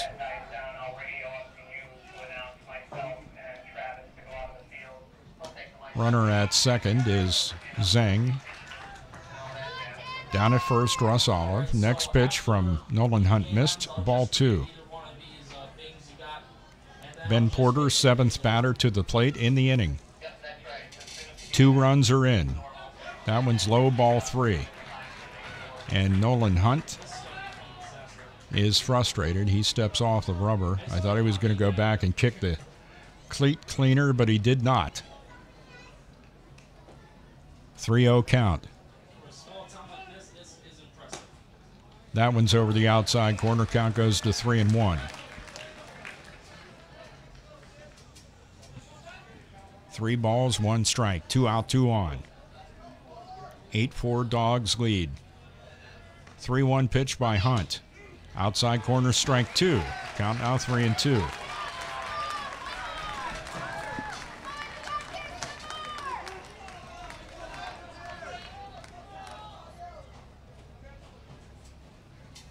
Full count. 2 out. The pitch. Ground ball. Third baseman Estrada over in the hole. Throws to first and gets Ben Porter by a gnat's eyelash down at first base. So the Diamond Dogs have set themselves up to coast to the PGCBL championship as they bring in 2 runs, and they do that on 2 hits, a jammer's error, and 2 left on base. At the end of 8 1/2, the score, Diamond Dogs 8, Jammers 4 on the Jammers Baseball Network. All right. I know this isn't any fun to talk about, but we should. So, who's going to do what? Flashlights? Nowhere to be found. Where to be found. Batteries? Dead. Great. Emergency supply kits? Not packed. No. What about blankets? We have an old towel. Good enough. Cell phones? May not work. Emergency water? Not a drop. And what about food? Nope. Perfect. We all know where we're meeting if we're separated, yeah? The library. Aunt Joan's house. The bus stop. Great. And I'll be waiting here wondering where you all are. Sounds like we don't have a plan. Who's up for mini golf? Winging it is not an emergency plan. Make sure your kids know what to do during an emergency.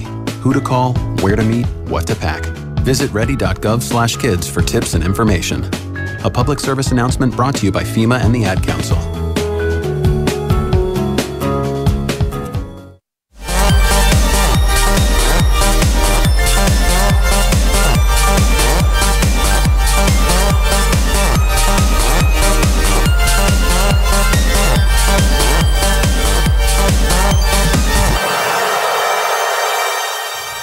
Back at Russell A. Dietrich Jr. Park in Jamestown, New York, Dave Shannon on the Jammers Baseball Network, including WWCB Radio, who caught all but one of our postseason games. We appreciate them carrying that on the air. Also, we were there for all the games on WWCB Radio Stream 2. Also, want to thank everybody that tuned in over the course of the season on TuneIn Radio. Appreciate your support there, no matter whether you did it through the website or the app on a mobile device. And we appreciate the tolerance of the people who watched over the course of the season on YouTube, as it was a struggle to bring these to you every night. Line drive, John Conti coming in, not making the catch, is left fielder Lucas Terwilliger. Dove, had his glove in the vicinity, but could not come up with it. John Conti, leadoff single. Going the opposite way. Number 16, Chris Estrada. A big hill for the Jammers to climb. And I remember us climbing some pretty big hills over the course of the season, but not with a pitcher like Zach Venero on the mound. We'll see if we can do it here. Runner at first, nobody out. The pitch to Estrada. is strike one over the outside corner. No balls, one strike. Conti gets his lead off the bag at first. 0-1 count, the pitch to Chris, outside low, and the count now 1-1. John Conti doing the smart thing with his batting gloves when he's down there on base. He takes them off, rolls them up, and clenches them in both hands, therefore not opening himself up to any injuries if he slides head first into a bag. Estrada fouls off the 1-1 pitch to make it 1-2. Chris on the night's been on base 2 times, walked back in the first and singled in the 7th. We never got him off of first base back there in the 7th. He is 1 for 3 tonight. 1-2 the count on him here. The pitch by Venero. Little looper into center field over the head of Monge Rodriguez. Back-to-back singles.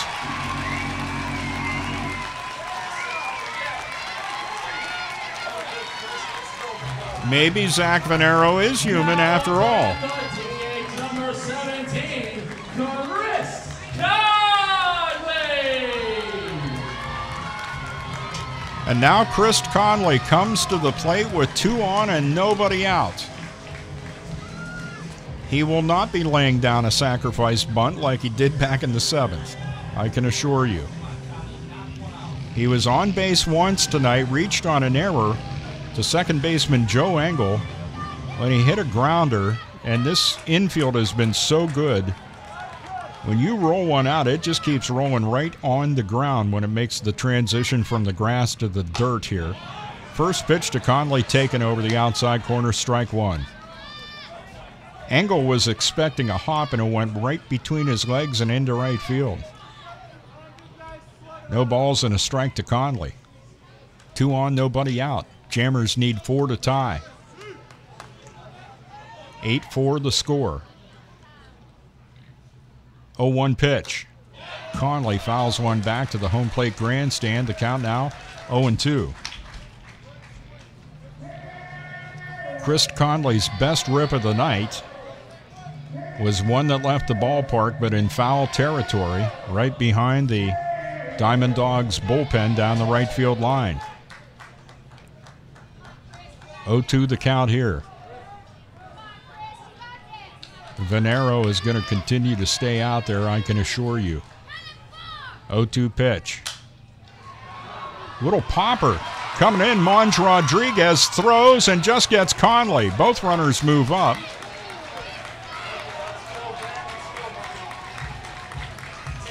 And Ben Brookover comes to the plate with 1 out and runners at second and third.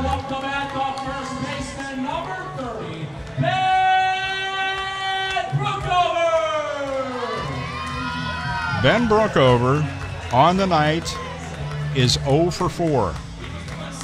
Struck out swinging back in the first, struck out swinging in the third, reached on a fielder's choice in the 5th, and chopped one back to the pitcher back in the 7th.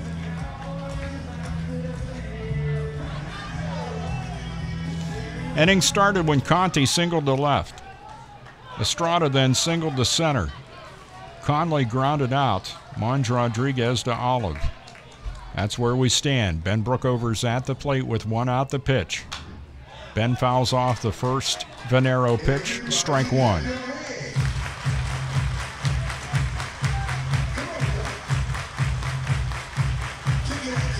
No balls, 1 strike. Jammers down to their last 2 outs in 2017 to try to tie it. They need 4. 0-1 the count and the pitch. Cut and a miss by Ben. The count's 0-2.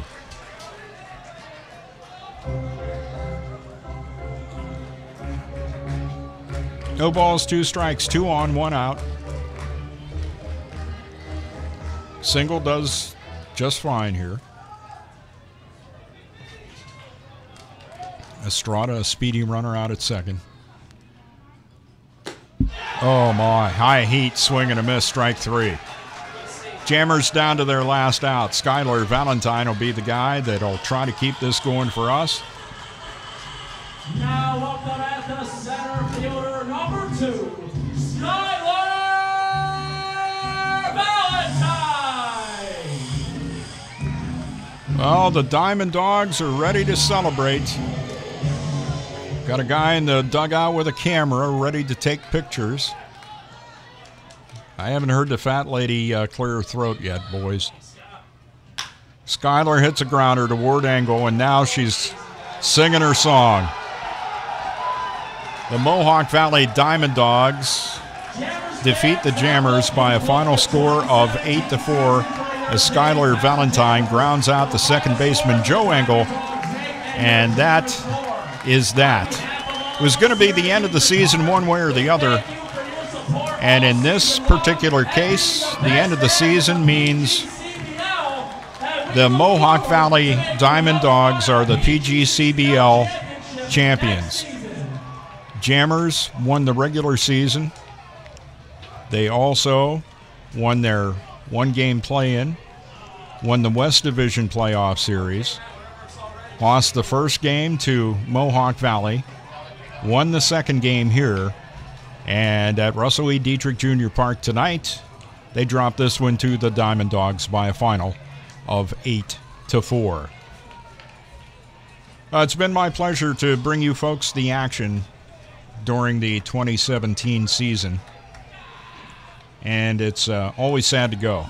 When you love baseball and you love being around it and it's all of a sudden gone, it leaves a big hole in your life, to be sure. Hope you enjoyed the broadcast over the 2017 season.